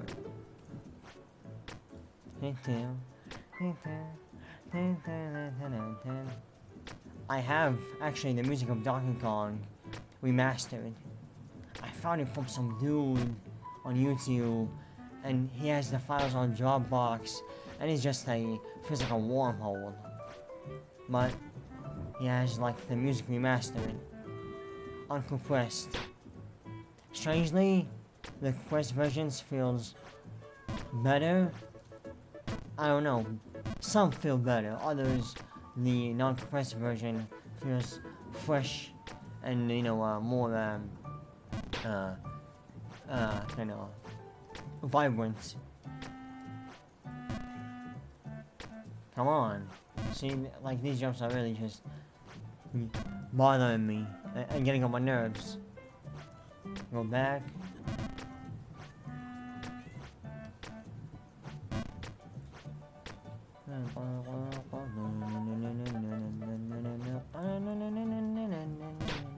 And do your thing, yes or not?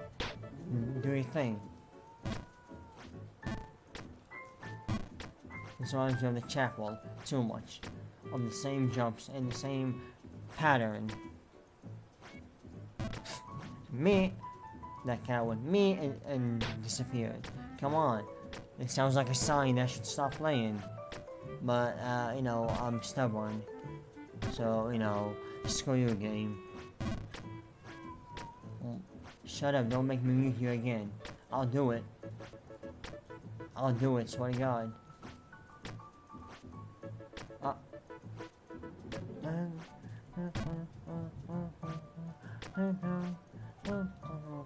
I'm not making it. Oh, okay, I did. Bow, bow. Oh, freak, really? Making that. Oh, freak, no, this is it. Really? I really feel like that shouldn't be making it. I'm making it, I guess. No, come on. Make it out of here like it's nothing. Like my name's actually Sensei Asa. Call me Sensei Asa if I beat GHOSTBABE. But only in GHOSTBABE, I'm Sensei. Once I beat it though. In real life, I'm not Sensei. I won't be Sensei until I actually upload to my channel. You know, the reviews regularly. Then I should be Sensei. You know, and not garbage. Also, I have not seen any collectibles in a while. I will like it. What's going on? Is it just the bird left? Don't like it. It's leaving a bad taste in my mouth here. Is there collectibles at the tower? Is there no collectible here? Because they're going to be collectibles at the tower, right? The actual tower? Because you all ended it with a tower.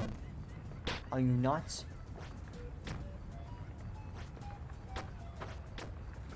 Bow. He's flat. And this, again, this holy overjump. Thank you. Oh my god, I almost overjumped. Underjump and not overjump. Oh my god. I keep forgetting. I keep thinking about this area when I'm down there. Like, oh, I'm almost there.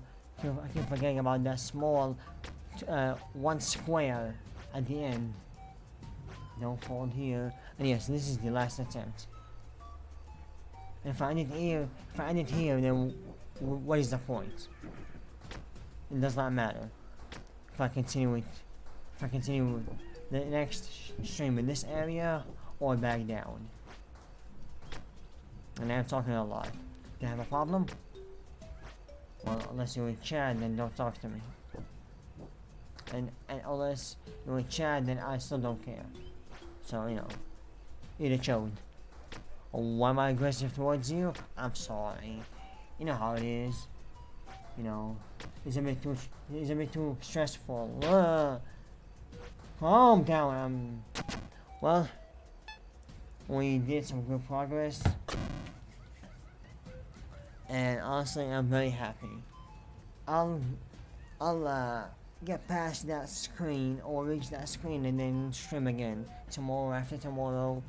Like, oh yeah, the raid. Let me just see how to raid. Raid channel.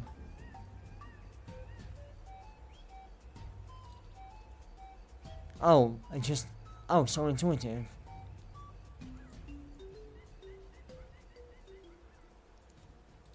Start raid. Ready to raid? One viewer is ready to raid the Ludus. Well, the stream should be done in 2 seconds.